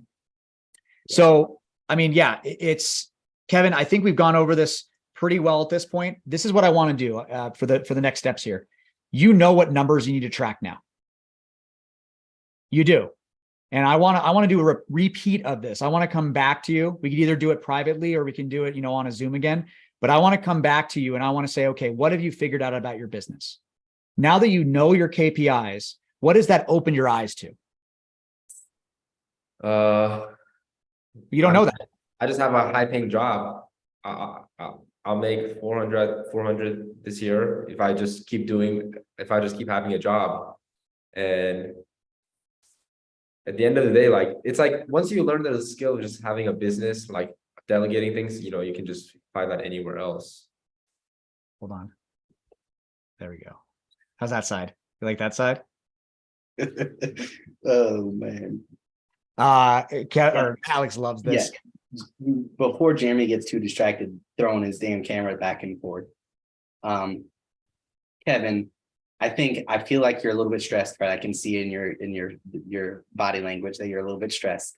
That's good, right? The point of this Zoom, and Jeremy told you that we were going to put the pressure on, right? We're going to put you on the hot seat. It's called the hot seat for a reason, right? Here's what I want to make sure. One, that you have action items that you feel confident about moving forward with. And two, I think we do need to create a follow-up plan. And I think that follow-up plan should be the next time me and Jeremy do one of these Zooms, you come on, we'll do a follow-up with you, and then we'll have someone else do the hot seat. Real quick, Alex, don't move, but your shirt looks like it says fart. By the way, if anyone's wondering, that's Fable is actually one of our mentors, Ken Clothier. His saying is F average, be legendary. So that's what that is. Yeah. If you were wondering. Yeah, fart, hashtag fart. Hashtag fart. But yeah, this is, you are 22 years old. You are further beyond 99.9% of the people that are your age. I told you this before. I've repeated it so many times. If I knew what you were doing right now at your age, I would be a multi-billionaire. You are going to be retirable by the time you're 30. And I hope you know that. Right now, you are the visionary of your business. And very soon, I expect you to find someone that you're going to work with as an integrator that's going to be able to help you close more deals. And I expect to see you get people that are below you. They're going to help you close more deals because I know you have that charisma. You have that ability to bring those people in. Yeah. Yeah. Don't be stressed out. This is good. This is good. Okay. So real quick, what were you going to say, Kevin? No. It's just definitely weird because like a lot of people say, hey, like I get a lot of compliments where the word that comes up often is inspire, right? People say I get inspired by you a lot. And it's very rare that people like, break it down and, let me be vulnerable to what I need to hear. So I absolutely enjoyed it. I definitely got a lot of things I got to work on, and I'm stressed out. But I'm always stressed out. So what's the point? So guys, we're gonna do a follow up on this, and now we've got it's trickled down a little bit. I'm gonna ask a favor from all of you guys in the audience. This is something that we were originally going to be asking Pace. He's gone doing his book tour right now, so he's super busy. If this is something that you guys want to see repeated, we were thinking about asking Pace to put this actually on the calendar and do the hot seat like every single week with someone new. What we hope for is this was the very first episode, guys. This was the first one where we kind of have to teach all of you what KPIs are. But what the next step is going to look like when we go to a mastermind, it's amazing because the entire room, the entire chat is going to be able to make comments on other people's KPIs to where Kevin would show his numbers on the screen and all of you guys on the side chat would be like, bro, your numbers are broken here, here, here, and here. And it helps you by seeing companies that are doing well or companies that are not doing well. It helps you identify the problems within your own business and how to fix them. So I'm not really good at asking for this, but if this is something that you guys want to see, take a screenshot of this, share it on Facebook, tag me on Instagram, Jeremy Davis. I don't care. Tag Kevin. I don't care, but this would be something fun because I know that Sub2 has a lot of ways to teach you how to be an investor, but it doesn't have anything to teach you how to build your business into a scalable business. And that's what I really want to do. So that was where the idea came from. I told Kevin I want to have a one-on-one with him. He's like, why don't we do it on Zoom? I'm like, all right, let's do it. Yeah. So, well, I mean, a lot of people, there's a lot of people that's not open to sharing their business, you know? So I thought, you know, like I'll be the first one to share it. Maybe that could cost like $1, like, I don't know. Yeah. So any posts you guys make on Facebook, tag Pace. Okay. Blow his phone up right now. And he's in California right now for his book signing. And I want him to go like, what the hell is happening with Kevin Choe right now? So make that happen, guys. Yeah, awesome. Okay, real quick. I know we're about to get into some Q&A, right? We have a little bit of time left, so we'll do some Q&A. Kevin, real quick, I want you to tell us all what your action items are. And while that's happening, raise your hand in the chat, guys, if you guys have questions. My action items: start some form of direct mail. I mean, not direct mail, direct to seller business, and maybe it's like if it's right now 100 JV, 0 direct to seller, maybe I'll do 90 JV and then 10% direct to seller. Figure out how much figure out a system where I can import, where I can keep the KPIs of how many leads that's coming in, how many appointments, how many contracts, how many of the contracts actually close, and my profit margins. And then figure out a way to put a filter system in place so that people actually are wanting to work with me, because it was a mindset thing. And then I need to find an integrator. That's not something that, you know, that's like right off the bat. Down the road. Yeah.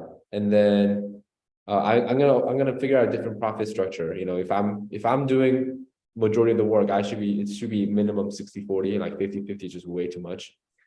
And don't delete stuff from my CRM. Damn. Yeah, and then find a mini Kevin. That's what it is. So yep. I mini Kevin. So and what one more thing that Alex said, I don't know if you said it, was don't give back the lead to the JV if they're not ready to close. Keep that in your system. And so that's where mini Kevin is going to come into play, because mini Kevin is going to follow up, or your CRM, which you're going to have drip campaigns built out to where it's going to send text messages automatically.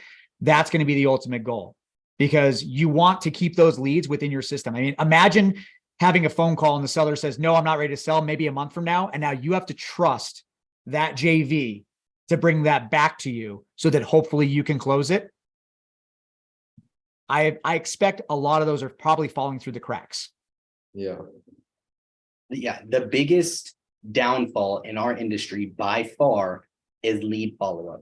Very few people are actually good at it, right? There's a reason why AI challenge is so big, because nobody actually wants to do the work, right? It's hard, boring work. And also, if you're willing to do it and you have control of that, you're going to close more deals, I promise. Yep. Cool.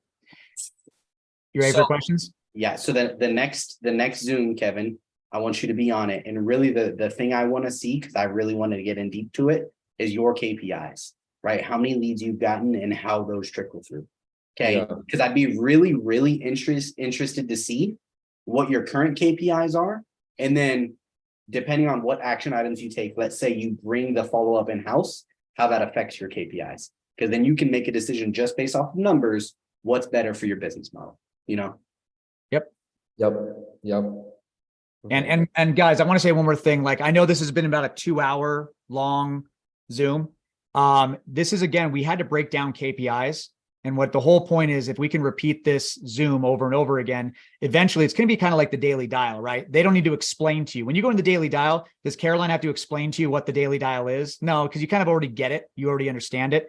That's what the goal is here. And what we might be able to pull off is that we would split up the Zoom into bringing somebody back that had the hot seat. Now we're going to follow up with them and see what they've accomplished and how they fixed it. And then we'll have a new person. So we'll have a follow-up and a follow-up and a new. And I think that'd be amazing because we could see that person like Kevin will come on in 90 days and say, these were my challenges. 90 days later, here's what I've accomplished. First week of August, I'll come back. Okay. A long time. Is That's it long. 3 months? That's August. Yeah, I guess it makes sense. First, I want to see that you're tracking your KPIs and then see the results of it in 3 months. I think that makes sense. Yeah, 100%. So, okay. Who or someone had their hand raised. Go ahead, Dale. We'll get into the questions and we'll wrap this up. Hey, what's up, guys? How you doing? What's up?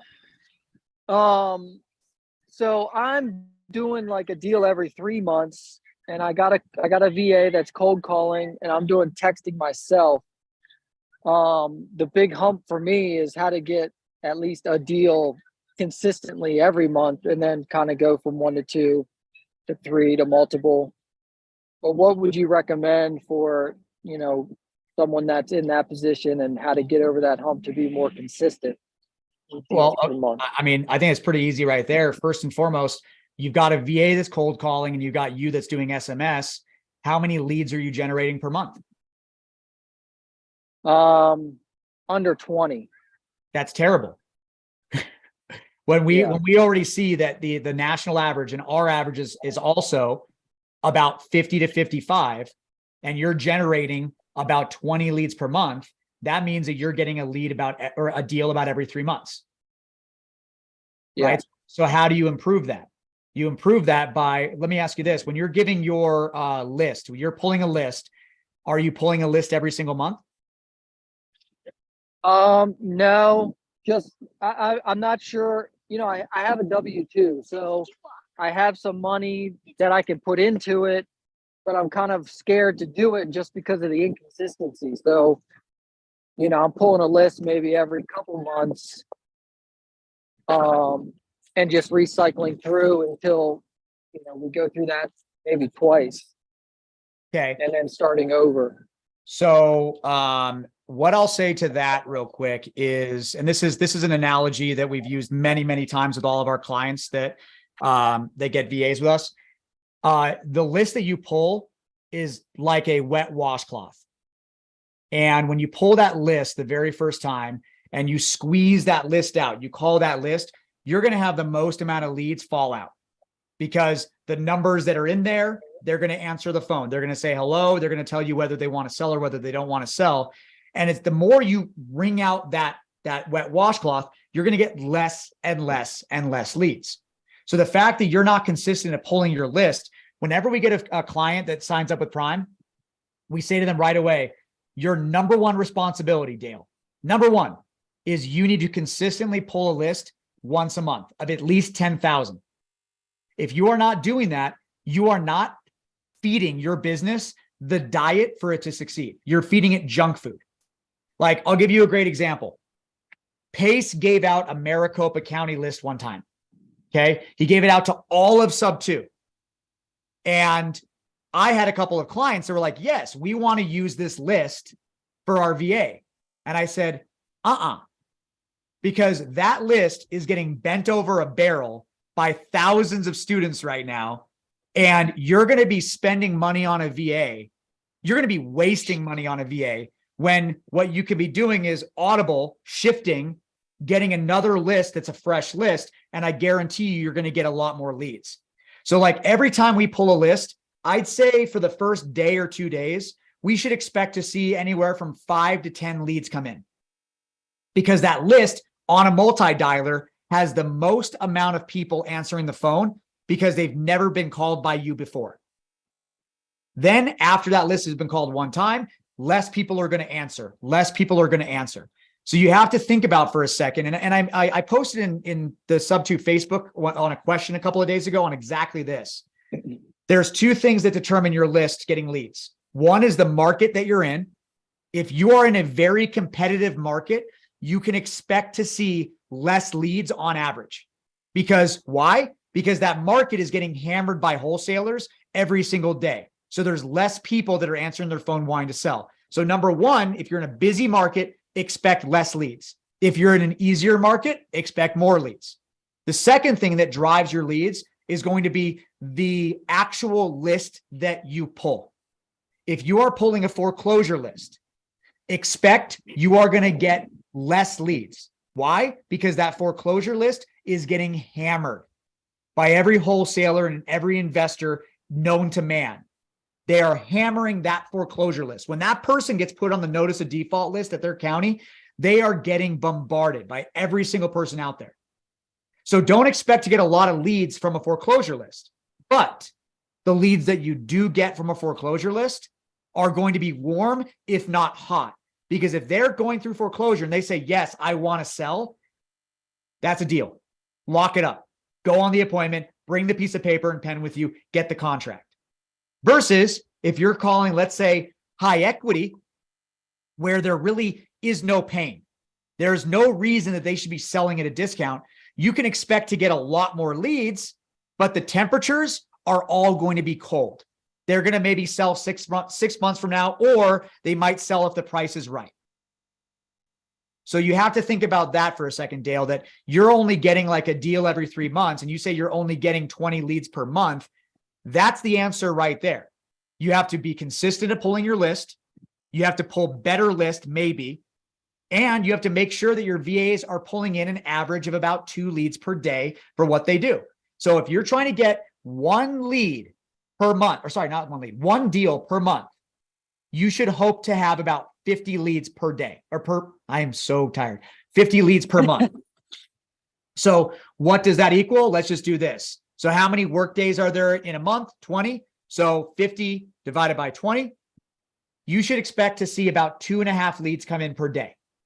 If you're getting less leads, then you have to dissect and once again, look at your KPIs and try to figure out why you're getting less leads. But again, if you're getting 2.5 leads per day on a foreclosure list, you're going to be a lot better than 1 deal out of every 50 leads. I promise you that. You're going to be more like 1 out of every 8. So these are the trade-offs. And it sucks because having a virtual assistant company, everyone always says, like, what do you guarantee? And I say, I guarantee nothing. I guarantee you we're going to provide you a trained VA that knows exactly what they're doing. I guarantee you we're going to provide you a management team that manages your VA, manages your campaigns, all your KPIs, and delivers them to you. But what I can't guarantee you is what they're going to do for your list, because that list, you're the boat driver, right? You're the captain of your ship. If your VA or you, Dale, are not performing well, start on the very first base, which is the list. If you're not being consistent at the list, you're failing your own business. And then you said, I would say that's, sorry, go ahead. yeah, I would say that's definitely where I need to start. And I think, get better list and get more of it.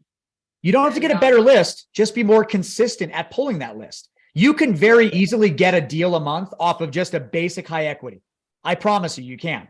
But now it's going to come into, because what is high equity? A lot more colder leads. Now you've got to improve your follow-up game. Now you got to know, like, hey, I'm going to get 10 or 20 leads over the next week, but none of them are going to be ready to sell today. They're going to want to sell a couple months from now, so on and so forth. So now you better hope that your follow-up game is strong. You better hope that your CRM, you've got notes and tasks and all that stuff to remind you to call that person back, because I promise you, 3 months down the road, there's another wholesaler that's talking to that seller that you should be talking to. All make sense? 100%. Yep. There you go. All right. Appreciate it, guys. Absolutely, bro. Ooh, that's a good name. Try it, Jeremy. Try it. Abhishek.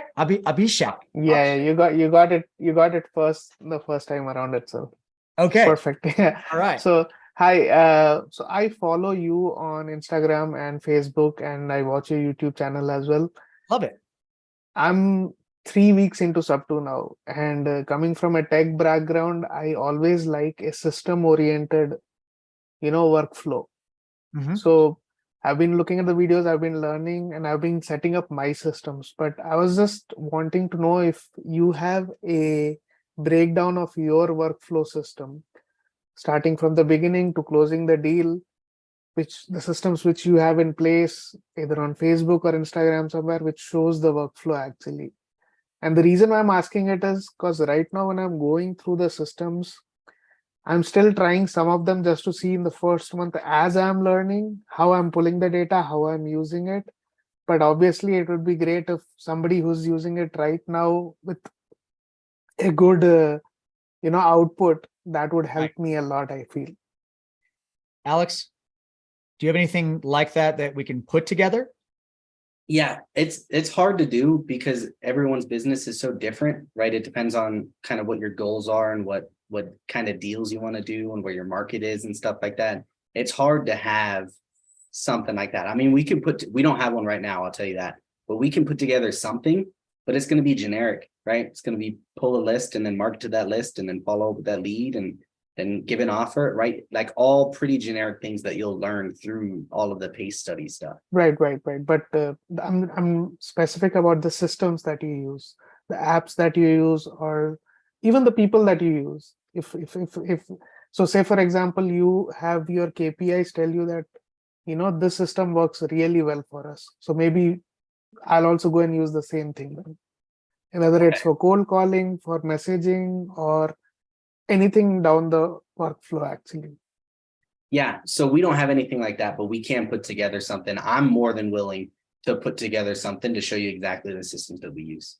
Right. So, Yeah, And that, what that we- would be right great. now. What we kind of did, by the way, Alex, and we never really talked about this, guys, is that in our business, we have two major marketing methods. One is we call it the sniper, and one is the machine gun. Okay. And like the sniper is when we're focused more on high pain points.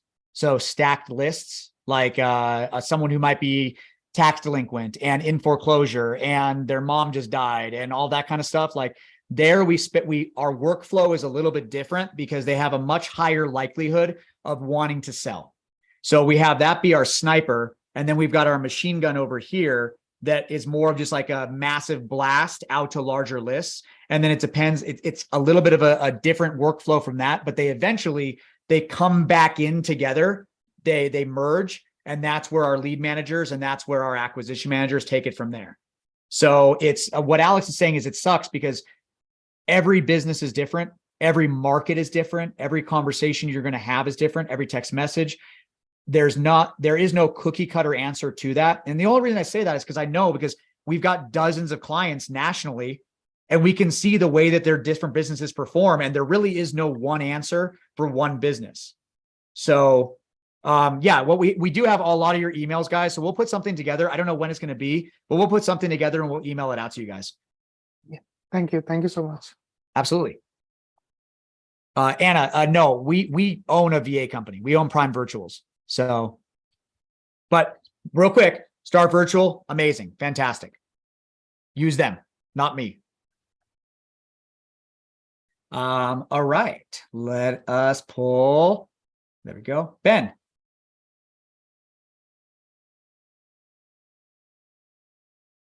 Ben, you there? Ben Mocha. We'll come back to you. Travis. What's up, fellas? Thank you for doing this, man. It helped me out big time. So I'm pretty new, but I went all in and got VAs. I got 2 of them working, and literally what you guys just spelled out with the list is what I experienced in Atlanta right now. So I was calling an absentee list, and like I literally am talking to sellers. The calls are going good, but they're just getting blown up by wholesalers, and they don't want to even talk. They just are literally getting stuff thrown at them all day. So that's my major shift that I got to make. But I basically really appreciate you guys throwing this out there, and I look forward to more. So that was kind of why I had my hand raised, because I was in the same boat. Like, but you already kind of answered my question about the list and everything, because that's where I'm struggling. I feel like I pulled 10,000 for my two VAs. And I think I might have to just shift out of Atlanta since I'm new. I don't really have any relationship set up there or anything, so I can go wherever, you know. Hey, Travis, real quick, I want to tell you 10,000 for two VAs is not enough. Okay. Yep. I would be, if you have two. It was VAs, like 12,000, but you think I should get 20,000 for each, 10,000 for each VA? at Yeah. least, and that is Alright. even on the edge. Yeah, we do about 25,000 for our VAs for each VA kind of thing. Okay. And again, that's how we're able to generate as many leads as we are. And we are in Salt Lake and Las Vegas. If you're not aware, Salt Lake has been the most competitive market in the nation for the past 3 years. So we have Really? we have the most investors per capita. It's a very hard market, but if we were not physically here, we would not market here. No, But I see. the fact that we're boots on the ground, that is an advantage to us because we can actually go on appointments and do that kind of stuff. But yeah, it's the question you have about the lists, what you're saying right now is by far the number one hurdle that all of our clients have to overcome. Once a client overcomes that and they are consistent at pulling lists and they're getting those lists over to their CSM and the CSM is getting the campaign created and all that stuff, that is where we watch our clients rocket ship. Because then at that point, they've got their systems in place, their leads are coming in. And if we ever have a client leave us, it's usually typically because they say, I'm not able to be consistent at pulling lists. Yeah. Right. This is my first campaign too, so I'm glad that I hopped in here because I feel like y'all just saved me a bunch of headaches, for real. Because I knew that my list wasn't good. Because as soon as that, I forget his name, the gentleman said, he was getting 20 leads in a month. I've got 20 leads right now through 2 weeks, but I know my numbers should be better just off from you guys. So I'm very thankful for that. Absolutely, dude. And Travis, if you ever want to message me again, if you need any help with lists, like feel free to do so. Awesome. Thank you guys. Yeah, absolutely. Last chance. Ben Malka. Okay. Going That's once. it, guys. That's it. Is there no other questions? I would have expected a few Yeah. more. Jeremy, Yeah. answer that question in the chat real quick. Where's the chat? Where's the question? Where is it? Oh, wait. Jacqueline. Can you touch upon partnerships? What questions should I ask myself before agreeing to a partnership? What are criteria where a partnership does work and when it's not needed, especially between two people at the same entry level in real estate? Okay, Jacqueline, amazing question. Dennis, by the way, I gave you the text messaging that we use. If you scroll up, you'll see it. It's launch control. I gave you a code as well. Real quick, let me touch on Jacqueline because I know you're going to expand on what I say. Okay. I think the best way to find a partner is very similar to the best way to find a spouse. You go and do shit you like, and that's where you organically find the spouse that works best for you. In real estate and your business, you do the deals and build the business that you want to build, and you're going to organically find that partnership. Okay. I wouldn't rush into anything. There's no specific criteria, so it's really hard to do, but you're going to know when you find the right person. Okay. Now I'll go into it. Go ahead. So I had previous partners before Alex, and I'll say this much. It's not necessarily based off of their experience or their performance, their experience or what they've done in the past. It's who they are now and what they can prove to you. And so going back, when I had a previous partner, that partnership failed. And as I mentioned to you guys, if you guys weren't here in the very beginning of this, I was explaining that Alex was actually one of my acquisition managers. And when that previous partnership started to fall apart and fail, Alex didn't double down. He didn't triple down. He quadrupled down. The guy got on the phone even more than he was before. He was talking to sellers, locking up deals. The guy was crushing it. And I saw, wow, your work ethic by itself right there shows me that when times get tough, you don't just give up. And to be an entrepreneur, you cannot give up when times get tough.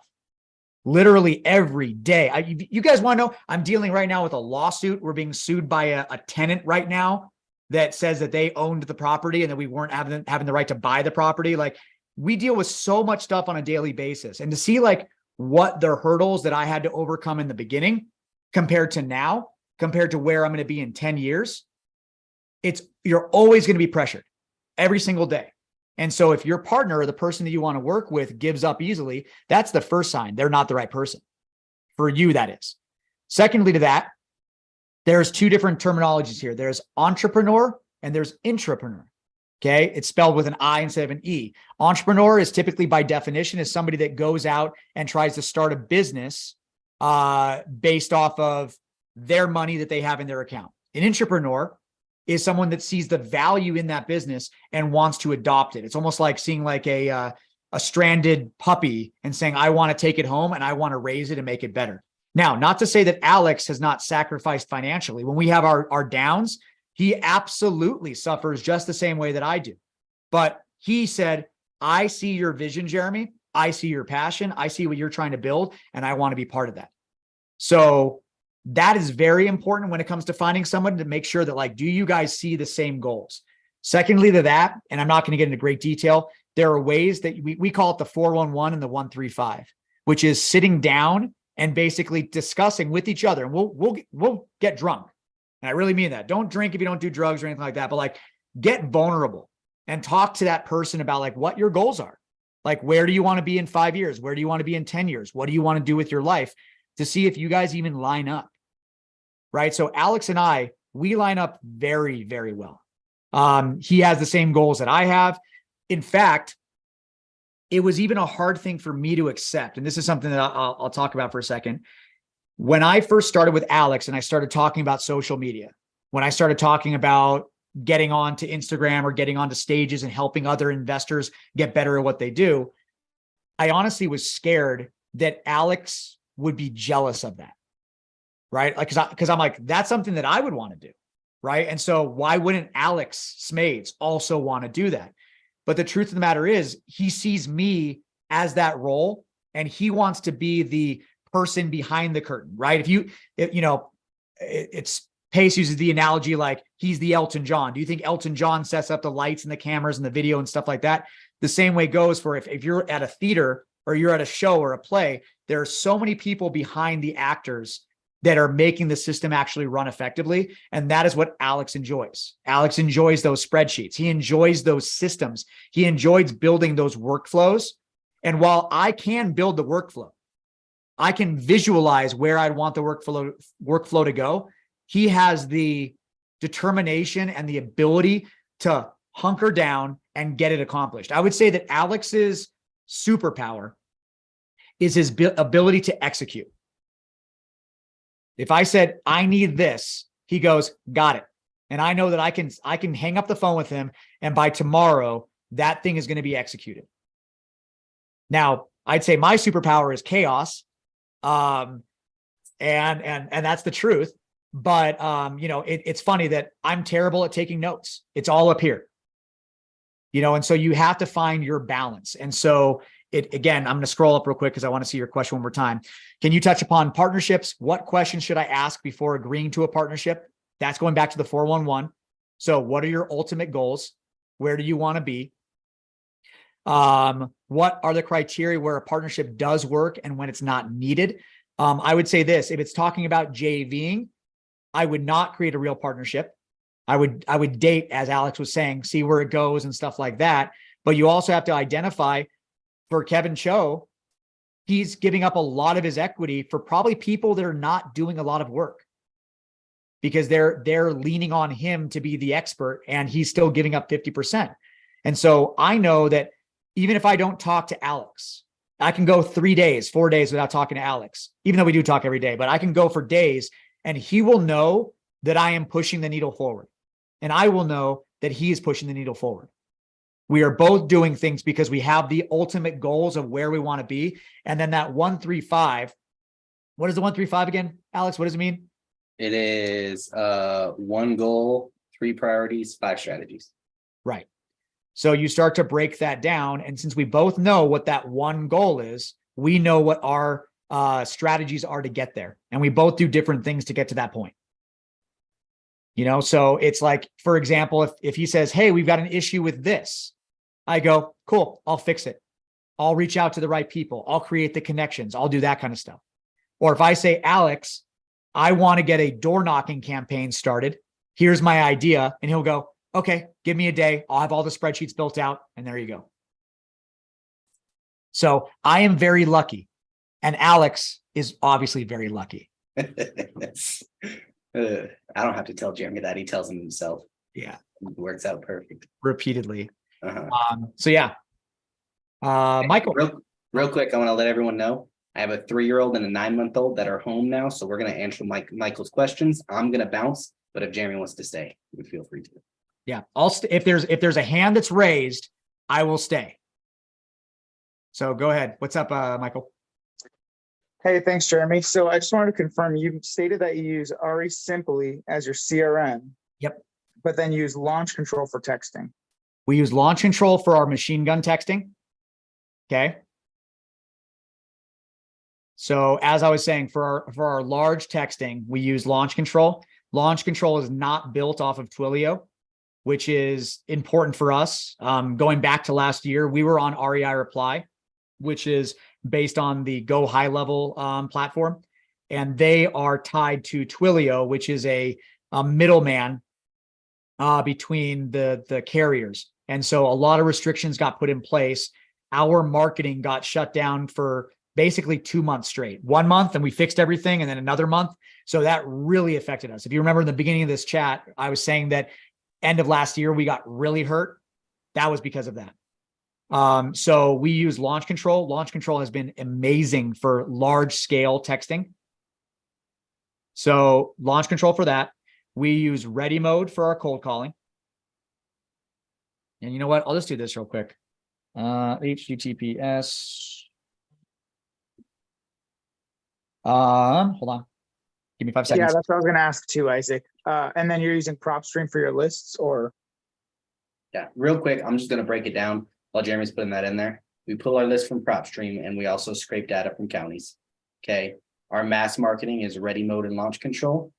Our sniper marketing, which is more granular, is REI Reply. And then we use RE Simply to follow up any of the leads that were generated. Yeah. And I know I was just talking shit on REI Reply. Once we were doing only sniper, where we didn't have to do large scale, we were able to work with their regulations. So we were able to stay with them. But if we weren't able to stay with them, we would probably have just created separate campaigns on Launch Control in just the same fashion. But we already had it all built out in REI Reply. But when we took away our machine gun from REI Reply, they finally allowed us to work again. Okay, thank you. That was really helpful. Yeah. Thank you. You'll see a link tree that I just posted. So one thing about having a VA company, which is also awesome, is we can do a lot of A/B comparisons of different softwares, and we can see like which dialers perform way better and stuff like that. So in that link tree is basically like all the softwares that we kind of recommend. So feel free to use them. They're all discount links, but if you don't, no worries.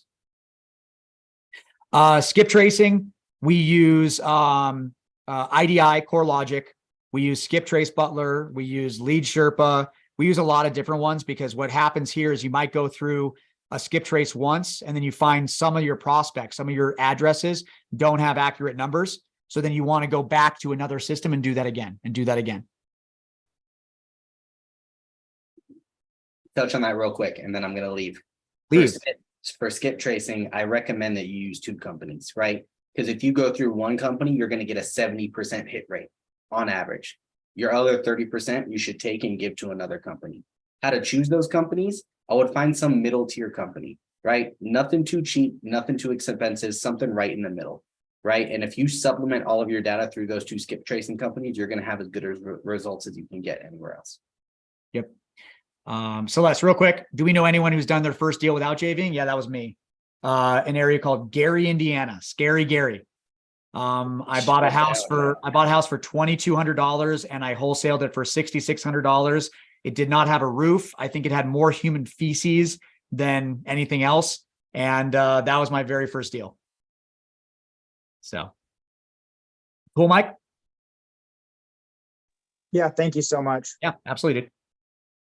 Okay, Brian. Okay. This is actually just about the meeting itself. I apologize for this. I am hearing impaired just a little bit, but I missed some stuff. And sometimes the closed captioning is flying by so fast, I can't quite catch it.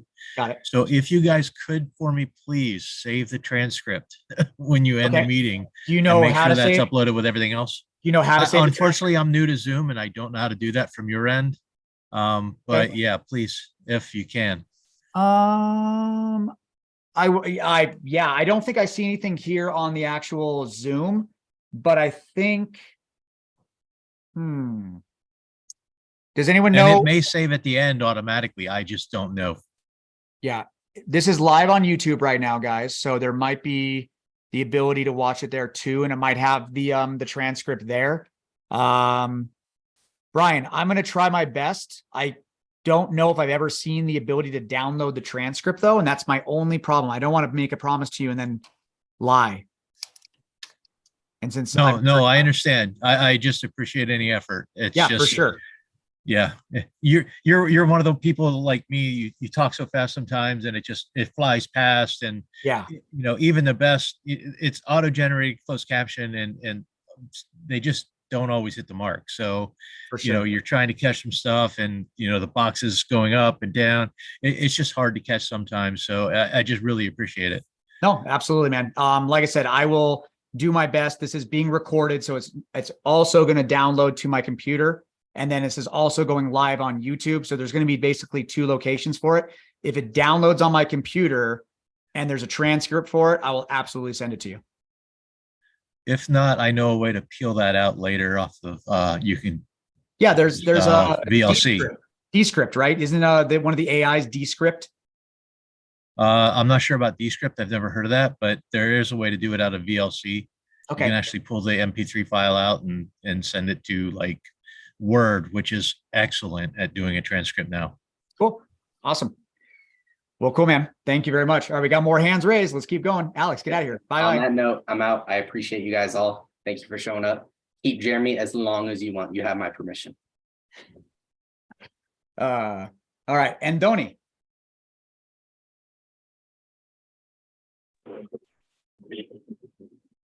Hey, Jeremy, how you doing? I'm good. Did I say it right, by the way?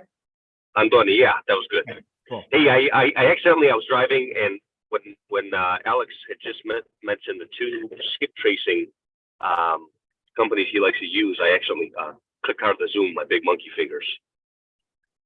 So IDI Core Logic Mm-hmm. and Skip Trace Butler are what we use. There's also, Okay. and I'll mention it, and I know that some people find success, is Kind Skip Tracing, which is Josh Chan's company. So that's actually relatively cheap. That's one of the cheapest methods to do skip tracing. But for us, because I like using IDI Core Logic, that's like some of the best data there is. So that's important. The numbers usually pair up and they're accurate with the properties. Yeah. Most often with that, there's less discrepancies. Right, exactly. The more accurate data makes more sense. And so what we might do is we might spend less money in the beginning with a cheaper skip trace service to do more of the masked skip tracing. And then after the next cycle, we'll take the numbers, the addresses we've never made contact with, and then we'll run it more expensive. Oh, okay, I see. Yeah. And also, if we're also pulling data from the county, for example, we want to find services that allow us to do like one-off skips where they don't require us to give a batch of 10,000, that we could do a one-off. So that's usually a more expensive service as well. Okay. All right. I'm gonna give that a try then. The second thing is your Prime. So your business. Me and my brother, we just got into sub 2 in April. So it's only been 2 weeks, but we initially had a goal to quit our jobs in 2 years. But I said, you know what? There's no reason why we can't do this in the first year. So we're both working full time. He's doing his remodeling. I was doing contracting when I was back in Colorado. But now I came back here and I just got on a W-2. I'm doing commercial construction. I'm as a carpenter for the union. So, we got to maximize our time right now. Is it, obviously, you got to be careful with your capital in the beginning, right? Until you actually are closing deals and creating the revenue to pay for the marketing. But on the flip side is, let's say a business like yours getting, someone to start managing this from the start. Is it something worth, if we can afford it, investing in from the start, or is there a certain mile marker that you would recommend? Anthony, do me a favor. Turn off your video right now. You're breaking up a little bit, but I did get that question. Can you hear me? I can hear you. You got the question? Yeah, I got the question. Turn off your video though, because I want to make sure you're hearing this. Okay, 1 second. Stop video. Here we go. Okay. So that is an amazing question. Here's my recommendation to you, and I recommend this to everybody else. Don't get a VA right away. Okay. What you need to do is you need to learn how to pull a list. You need to learn how to skip trace that list. You need to learn how to call that list, right? So whether it be using a multi-line dialer or whether it be using a Google phone number, it doesn't really matter. But you need to start understanding what the business looks like from boots on the ground, like from being in the trenches, right? You need to figure that out, because we see a lot of times that we get clients that are like, I want to be a real estate investor and I want to hire a VA with you. And we typically turn those people away. We actually, I think we usually keep about 1 to 2 out of every 5 people that apply, because really what we're trying to do is make them to be as successful as possible. We're not really there for their money. We're there for their success. And with that, if you don't know how to pull a list, or you don't know how to market to an area, and you don't know how to do that yet, you're basically doing your business a disservice right from the start. So what I would say to you is, when the time is right, once you see, okay, you've got your list pulled, you've got your phone numbers, you've got your dialer, you're making calls when you're out of your W-2. Now, once you can't do that anymore, that's when you hire a VA. That's when you have that VA take your position, because now you can't make more calls because you only have so many hours in the day. So you think you actually believe, so you believe that I should be able, or me and my brother should be able to replace our W-2s with the work that we're, or with the deals that we're generating on our own before we go into a VA? Is that no, or you're just saying just to the point where we understand and have repetition with the process? Okay. Let me clarify that for a second. I always tell everybody, do not quit your W-2, and don't expect to quit your W-2 for a while, right? Most people that sign up with us, we tell them, do not expect to see your first deal within at least 3 months. And even it can be even more than that, 4 months, 5 months, 6 months. Like the truth is, if you had a seller today that wanted to sell their property, don't expect to see that money for at least 30 to 60 days. But then remember, if you're generating 50 leads, if you hire a VA and you're generating 50 leads in a month, it's going to take you about 3 months to close a deal, more than likely, right? Because all of them are not going to be like, please buy my house today. They're all going to be follow-ups, right? So what I was saying was is that like, no. You're probably not going to be able to replace your income, your W-2 income for, and I don't mean to discourage you when I say this, for maybe a year to 2 years. I figured for about a year. I figured a year and a half if we're really pushing into it. So just because I think we have, we pick these things up very, very quickly. So I think that we're going to be able to cut a lot of time, but you still there's still a learning curve. For sure. But yeah, you're exactly right. And the same thing goes for whether you're doing sales, whether you're doing marketing, whatever it is, there is a learning curve. You're absolutely right. Right. But one thing that can speed up that curve a little bit more is that if both you and your brother have W-2s, there needs to come a point where you do hire a VA. Okay. And I'm not saying this is a selling point. I'm really not. But what I mean by that is that, let's say you and your brother are working your ass off and you get your first deal and you make $10,000 from that deal. Reinvest it right away, to where you and your brother are not necessarily making cold calls any longer. Now you could hire a VA. You can pay that VA for a number of months off that money. And then now you guys are having more conversations with sellers that are more ready to sell. Right. So, so we can, as soon as we start getting even the initial flow of deals, I just talked to Chester, and he's a big player here in Chicago. And basically, long term we want to hold, whether it be short term, mid, or mix of Right. or long term, that's fine. But he's like, you know, in the beginning, you need the capital, you need the active capital, so just wholesale, and you don't even flip yet, because I mean, we you know, we come from like flipping, and I was contracting and stuff like that, so that's like, oh, okay, you know, my mind wants to do that, but he's like, no, get the quick cash, you know, you should be wholesaling until. Yeah, so you're saying So- as soon as we get those first couple of deals, we can actually Absolutely. consider Absolutely. a VA. There's only one way that I would say no. And that is Okay. if you're doing door knocking and driving for dollars, the answer to that is no. Because what you still haven't learned is how to pull a list and how to market to that list.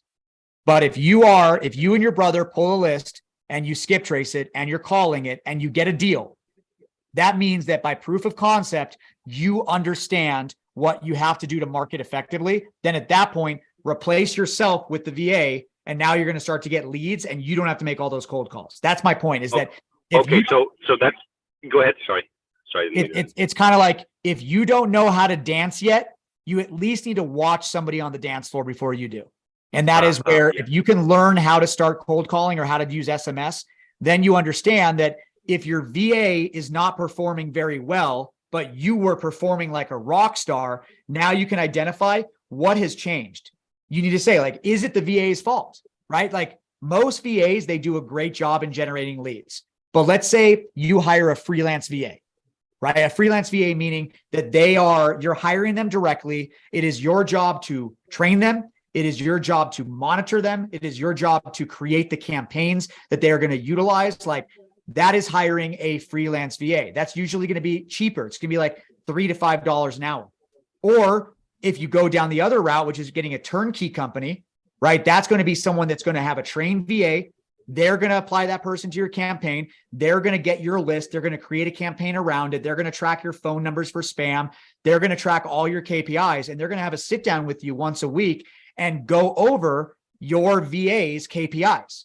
Now, if you already know your KPIs when you were a solo person doing it yourself, that means that you understand the KPIs that are being presented to you. But if you've never made calls and you've never done this, those KPIs are meaningless to you because they don't apply to what you know. Does that make sense? It does. So you got to have that fundamental skill in order to create that contrast. I mean, even if you're instinctively good at managing people, whatever it is, you still need to have the skill. I mean, you got to have, like you said, you need to have that baseline so you can gauge whether someone is being productive or not. Exactly. You know, or if it's a fault on your end. Right. You know, exactly right. You're not producing, so. And so again, you guys both have a W-2, so don't get a VA right off the bat. Try to start making calls at least to where you know how to pull a list. At least you can see, okay, this skip tracing was not good skip tracing. Let me try another one. Okay, I found good skip tracing. Now it's time for me to replace myself with a VA or somebody else to where you can spend more time talking to sellers that are ready to sell rather than spending time cold calling sellers that tell you to F off. Gotcha. Okay, that totally makes sense. There you go. Cool, man. Awesome. Thanks much, man. Yeah, absolutely. All right. Let's keep it going. We got 3 more hands. Javier.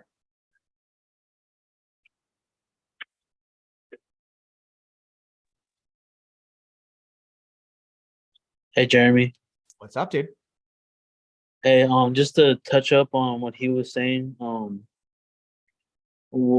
would you recommend to skip trace the area around you? So How would like, I recommend to skip trace the so area? like, you know, like there's driving for dollars, there's like door knocking, but is there like a simple way to kind of like just get the area around you? Like, would that be kind of like you close- just want to call a neighborhood. Yeah, kind of, yeah. Okay, that's called farming an area, just so you know, right? Area. Okay.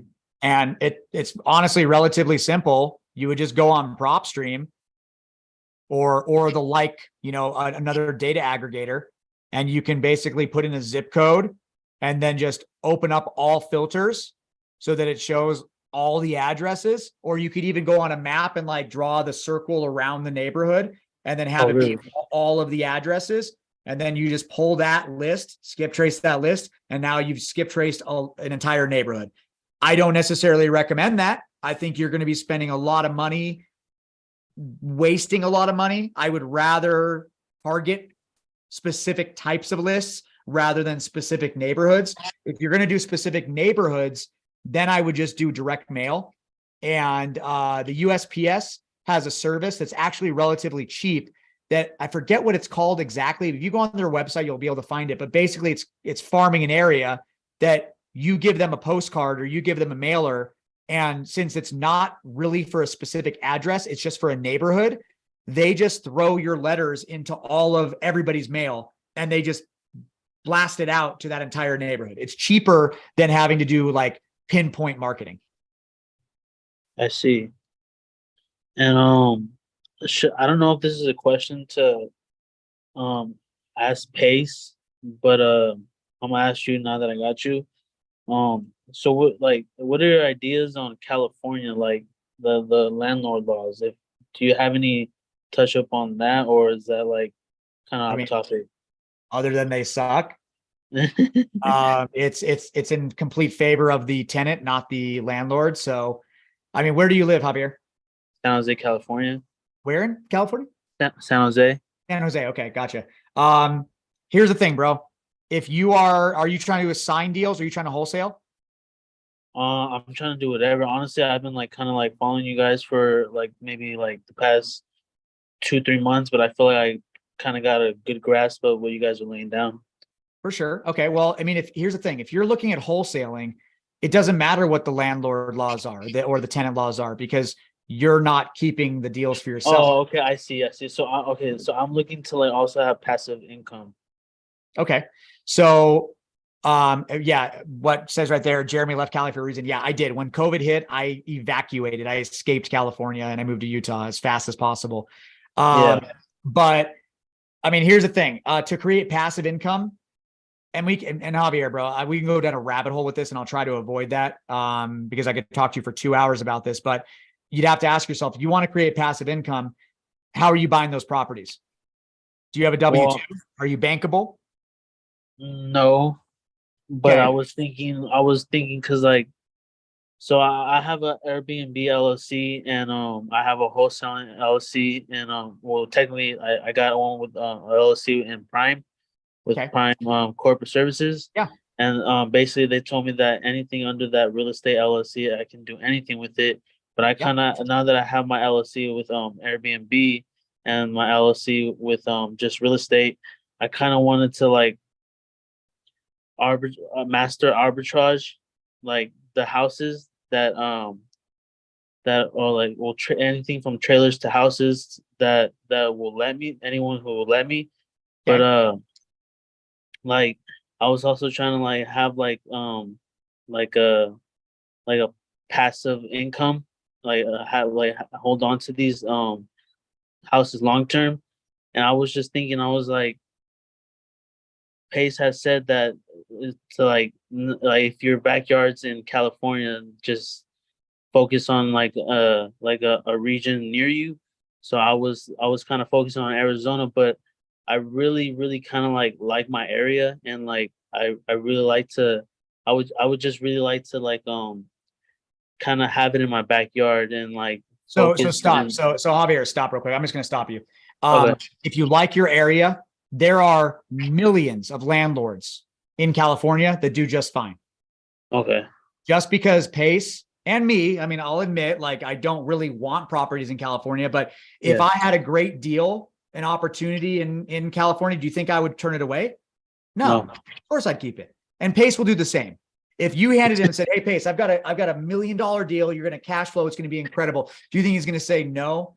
He's probably going to think about it. And you know what? He may put it into another LLC. He may give it to another Airbnb partner of his, something to that effect. Don't put all of your stock into what Pace does. You are in San Jose, which is a good market. You'll make good money. You've got your 2 LLCs. You've got your active income and you've got your passive income, right? Yeah. So just focus on talking to sellers, getting deals, talking about creative finance, locking up deals. Like we literally closed this morning on a deal that it was it appraised for $300,000 and we just paid $1,000 for it. Mm-hmm. Right? So creative deals you can buy the deals anywhere you want. Okay. Well, thank you for that. That was really been on the top of my head for a while. But one last question, but before I get to that, I'm going to look into the landlord laws in California just so I get a better grasp of that. But now this is like towards what you were presenting today. So you said that you recommend yourself Prime Virtual or Start Virtual, and I'll say you this right said now. so, I'm gonna say for the record, Start Virtual is an amazing company. And if you okay. go directly to Prime Virtuals and you schedule an interview with us and not them, I'm going to tell you right now that that was a big mistake. I think you need to go to Start Virtual first. Pace has created an incredible company that's able to handle every student out there. Yeah. Like I said, I'm lucky to have built the business, but I want to give Pace and I want to give Cody and I want to give Matt like first dibs, no matter what. Okay. Okay. I'll take your pointer on that. But you said so. You said that the integrator and the acquisition manager they kind of take the numbers down for you, or do you kind of submit your own numbers and then they kind of like calculate it for you? What do you mean take the numbers for me? What do you mean? Like your SMS, your cold call, your mailing, Are you and then saying like are you saying they're tracking the KPIs for me? yeah, the KPIs, the key point indicators. Yeah. Yeah, they're tracking that for you. So Yeah. do you like submit them first and then they track it for you, or do they kind of like, is there like a system where Like a it's CRM? kind of like yeah. The CRM does it all for you. Okay. Okay. So my acquisition manager doesn't do anything. My integrator, Alex, doesn't do anything. When a phone call is made on the CRM, it tracks it. When a text Oh, message is made, it tracks it. When an offer is made, so like when we click the offer made, it tracks it. When we say when the contract gets signed, it tracks it. So all I have to do is log into that dashboard and I can see all of our KPIs every day. oh wow. Can you explain just a little bit more? What's a CRM? A customer relationship management software. It is your spinal cord for your business. And Alejandro is saying like you don't need KPIs aren't necessary for doing deals. They're not. But Alejandro, the whole reason for the Zoom is how to scale. Yeah, Right. yeah. So I would hope to do that one day too. right. So Javier, right now, don't necessarily focus on your KPIs, but when we are having this interview with Kevin Choe, he's doing lots of deals. Yeah. But he doesn't have his KPIs. So for you to make your business perform better, to make your business go from being a Honda Civic to being a Ferrari in a race car, you have to know every number. You have to be able to identify the pressure in every cylinder. You need to be able to identify the temperature of the tires, right? To be the high performing vehicle that it needs to be in a racetrack, you need to track every single number. But if it's a Honda Civic and it's just going to go putting along, you don't care about the KPIs. Just get a deal and get a deal. Yeah, I'm focusing on like creating a business in this, but so last question and then we can go, or you can do your thing. But so how do I get a hold of this CRM? Like, is that through the Start Virtual company that they? No, here, I'm gonna put right here. Hold on. I should have this saved. I seen it, but I kind of lost it through the chat. Yeah, hold on one second. Let me see. There we Is it on your link tree? It is on my link tree, yeah. But also okay, I got your link tree, yeah. Okay, there it is again. Oh, okay. Oh yeah, I got that down too. Yeah, that's Okay, Ari Simply. That's the CRM we use. They've got like 3 different Oh, okay, tiers. that's the CRM. Okay. Yeah, they've got 3 different tiers, and you can do the base one. But I'll be honest with you, dude. Alejandro is making a great point. I'll support that. You just need to start making calls and getting deals. Don't start thinking about a CRM yet. You could use a spreadsheet. You can use a piece of paper right now. Yeah. You just have to call sellers. Yeah, And- I'm just having that on the back of my head and keeping it noted for later. Right. Right now, like you don't even have a car, like let alone a horse on a carriage, right? You've got to start getting that horse connected to that carriage. And once you start moving along and giddy up, then you can get a car, then you can get a race car, right? Like that's what we want to do right now. Yes, sir. Okay, well, thank you for your help. Yeah, for sure, dude. Travis. Hey, real quick. So I use Batch Dialer, and I know you use Ready Mode. Uh-huh. Have you used Batch Dialer in the past and had issues with it, or? Yep. Okay, because that's what my VAs are like. I feel like passively aggressively telling me that like Batch is Who are you great. using for your VAs? Start Virtual. Okay, so I'll say this as long as they admit it to you out loud. Batch Dialer has been a very low performer for a while. The way we learned about this is we actually had a client that had 3 VAs, 1 VA with us, and then 2 VAs that they had already had on their company that was on Ready Mode. And the VA that they got with us, we said, pick whatever you want. So they use Batch Dialer. And he comes back to us and he goes, hey, just so you know, your VA is incredible. We're listening to their calls. They are way better than our other 2 VAs, but our other 2 VAs this month got like 20 something leads. And your VA only got about 6 or 5. Big difference in numbers. But he says, I don't understand. I don't understand why, because your VA is better on the phone than my VAs are. So what we did is we did an A/B comparison. And we basically got a few of our clients, and we got ourselves as well. And we ran the same list, the same skip tracing, and we put them through Ready Mode, Call Tools, Mojo Dialer, Batch Dialer, a couple of others. I forgot what they're called. But anyway, we found that the 2 lowest performers was Batch Dialer and Mojo Dialer. Absolute trash. When we transfer them over from Batch Dialer to Ready Mode, we saw between a 35 and a 53% increase in connectivity overnight. Wow. So I will say to you right now, you just saved my life, man, because I'm so glad that I asked another question, because like I was going to ask that, but I forgot. So thank you. Yeah. I feel like that's a big part of what we're seeing with our connectivity and the avail times and stuff. I think their customer service is good, but I was kind of. Check us out. So right there in my link tree there's a link to Ready Mode when you're ready. Alejandro made a point, says, I've always liked Call Tools. Alejandro, Call Tools is great. We find that they're very close in the connection rate. So there's really not a loss or a gain, but Ready Mode has better KPI tracking. Man, thank you so much, my man. I really appreciate that. Yeah, for sure, bro. So that's all I had, man. Yeah, no, go in the link tree if you ever decide to change. What I would do is talk to your CSM at Start Virtual and just say, hey, I want to change. What's the process I'm going to need to? I want to go to Ready Mode. I think that Batch Dialer is underperforming. What do you think? And chances are they're going to say yes, but they're going to want to start the KPIs and they're going to want to start your campaigns and stuff like that. So what you would do is I would pay attention to when your Batch Dialer account is going to be expiring, like when you have to re-up. And then I would just swap out to Ready Mode. I would also skip trace and pull a new list. And then I would just basically hand it off to your CSM and say, hey, I want to start a new campaign on Ready Mode starting on my new cycle. And then that's what you want to do. Sweet, man. I appreciate that so much. That's all I had, man. Thank you. Yeah. All right. Alejandro is now Alex. What's up, bro? Cool. And we got one more question. We are at the last one. Jason. Hey, Jeremy, can you hear me okay? I can hear you just fine.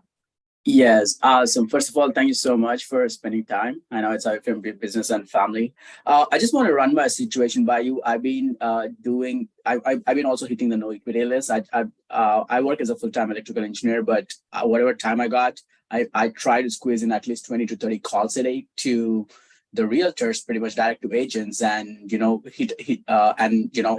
reach out for subject to or whatever makes sense. But so far I've been working on this for, I would say, since Feb, or I would say since March.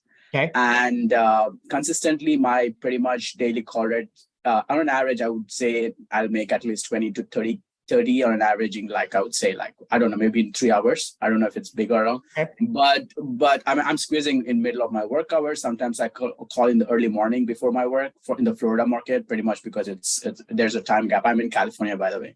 Right. So far, I mean, the way I do the lead gen is I mean, I don't use any tools. I just wrote a simple code that scrapes the data from Redfin and it sorts out by its own thing into the Excel. And that's it. Pretty simple. And I just keep on calling the no equity to high equity pretty much. Okay. And eventually, so far, I'm dealing with the warm leads. It's not up to the point that it's, something that's generating anything. I mean, I haven't closed anything yet. I just want to understand, is there anything that I can fix or do to make, this workflow optimized, or maybe do you recommend me doing more calls or? Okay, well, all right. Well, let's talk about this for a second. Yeah, most of our lead managers / acquisition managers, we want them to make about 75 calls minimum per day. Okay. So that can easily be accomplished in about 4 hours, just so you know. But it also means that if you're spending about 3 hours to make 20 calls, that might mean that either you're spending a lot of time with the phone ringing, or you're spending more time with that seller than you should. That you should be getting on and off, like, hey, I'm just checking in. There you go. The other question I have for you, you said you built this bot, data scraping bot to basically pull information off Redfin and then put it into an Excel spreadsheet. Are you pulling, like, if it's low equity, are you pulling on market low equity, or are you just pulling people? No, I also use Privy, by the way. Privy is another tool that gets a mortgage information. Okay. So that's what I do. I take whatever the purchase price, right, minus closing costs and commissions, which is 0.92 minus the equity. If it comes anything negative, that sits in my Excel sheet, and I just keep on calling them.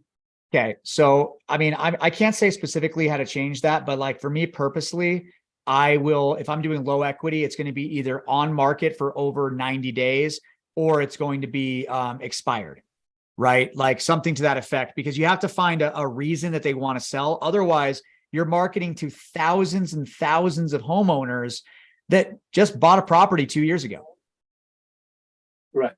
Right. There's no reason they're going to want to sell.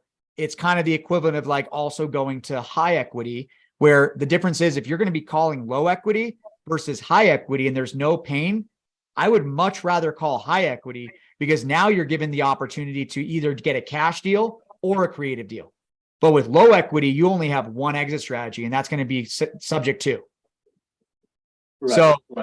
I would purposely say on market for over a period of a certain time, or expired listings, then that's fine to market to that. But right now, you're just talking to people that bought a property recently. There's no reason they're trying to sell. Does that make sense? Right. And yeah, you're true. Yeah, I've been calling everyone pretty much. That's how it changed pretty much. That's a good feedback. But most of the time, folks, how do you deal with the objection? Most of the sellers wouldn't be interested in giving out their loan, or maybe me taking over the subject to the credit, because it's a credibility issue, right? Everyone has. I keep myself in their shoes as well. I would ask myself, why would someone want to take over my mortgage? What if they default? So, I mean, is it something that you always get when you deal with some sellers, and how do you deal with that? I overcome those objections every day.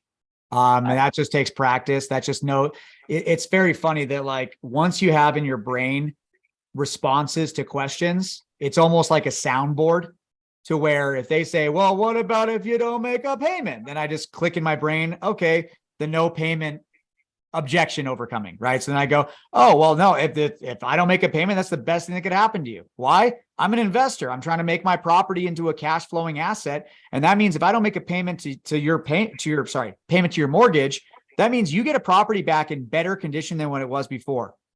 So wouldn't that be awesome for you, that you get my down payment, or you get my money, you get all this, and you're getting this monthly cash flow, and you get a property to come back to you that where you can list it for even higher than you could today? Wouldn't that kind of be a good situation for you? Right. That's, so again, but not to overcome objections, but it's subject to is the need to sell their property subject to. Right. If they're just an existing homeowner that they just bought their property 2 years ago, but they have no reason to sell, there is absolutely no reason that they're going to want you to take over their mortgage. I agree. Yeah. None. And on top of that, we're having a seller strike right now. We're having basically homeowners are not going to sell right now Why? Because their interest rate is locked in at 2 to 3%. And if they sold today, they'd be closer to 5 to 6 to 7%. Right. So again, you only want to market, if you're going to be doing low equity, only market to people that are on market for a longer period of time or expired listings, because then they've at least raised their hand and said, I understand if I sell today that I may not get the same interest rate that I want, but I need to sell regardless. Right. Right. So that's it. And where do you find the expired listings? Do you know any software that I can pull it from? I don't know if Privy does or not, but I mean, MLS is where we get ours, but we have access to the MLS. I think Privy might. And I think PropStream does too. Got it. So cool, bro. Thank you so much. That helps so much. Yep, absolutely, dude. All right. Last one. Audrey. My eyes are bleeding right now. How does Pace do this for like 12 hours? Hey guys, so sorry. I'll make this quick. Okay. Thank you. Appreciate it. Appreciate all the great information. I've honestly been following Pace Morby for about close to 2 years. I haven't pulled the trigger on doing subject to, and it was just one of those things where he says, you just listen to it, and at one point it just becomes entertainment. Yeah. So I decided to pull the trigger. I contacted one of a sub-2 student, and we purchased the property in Tampa, Florida. Congrats. Thank you. So we just closed the escrow on that one, or closed the deal. There's a little discrepancy in that though. It's a townhome, and I was just wondering if you know anybody in the Tampa Bay area that may know regarding like HOAs, things of that nature. It turns out it's out of all the HOAs, 2% of those HOAs, they don't allow you to rent it to anybody for a year. So that's where we fall under that 2%, and so I'm trying to see where, like, if there's like a loophole or some way to go around it. We took it on, it's a subject to deal. Okay. So you don't need to talk to anybody in Tampa specifically, because that's just a general rule for a lot of HOAs. So I'll give you a great example. We just had a deal. That deal that I said just closed today. This was like a 4-month closing that we had to go to like 4 different lenders to help us out with this one. Reason being was that not only number one was the deal non-warrantable, which meant that there was over 50% saturation of investors in that HOA. So for example, FHA would not allow you to buy a property within that complex, within that HOA, because they want there to be more homeowners than landlords. Okay. So we got shut down twice because of that. Then we finally got to the finish line, and then we had to pull the HOA questionnaire, which cost us money to do so, to show their financials.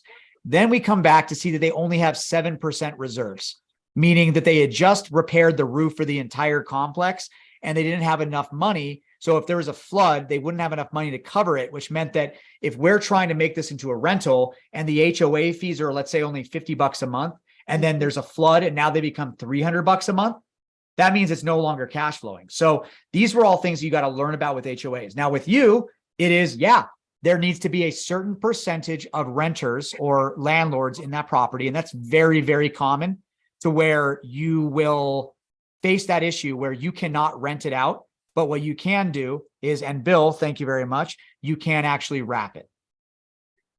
That was a thing that we just discussed today. So I guess that's something that we'll have to consider. Or well, I mean, if that's the way you look about this, you did close already, you said? Yes, we closed on the 28th.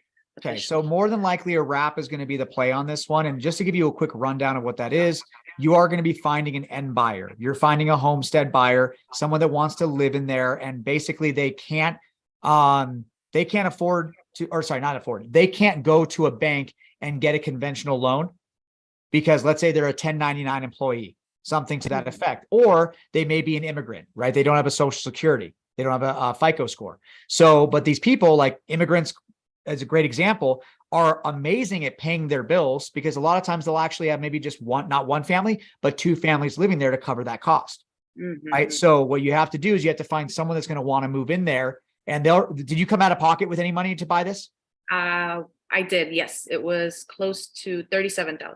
Okay. So what do you think the value of the property is, the townhome? We got it for all in, it was about 250. And so on Zillow and more or less the numbers that we were looking at around that area, about 270. Okay, so you came in with about, what would you say? What is that? 14% down payment, so to speak? Okay, so that's not great. Because ideally for wraps, you'll find people to come in at about 10% down payment. But if you start to advertise it in that area that, rent to own, seller financing available, what's the interest rate on the sub two? It is at 3.65.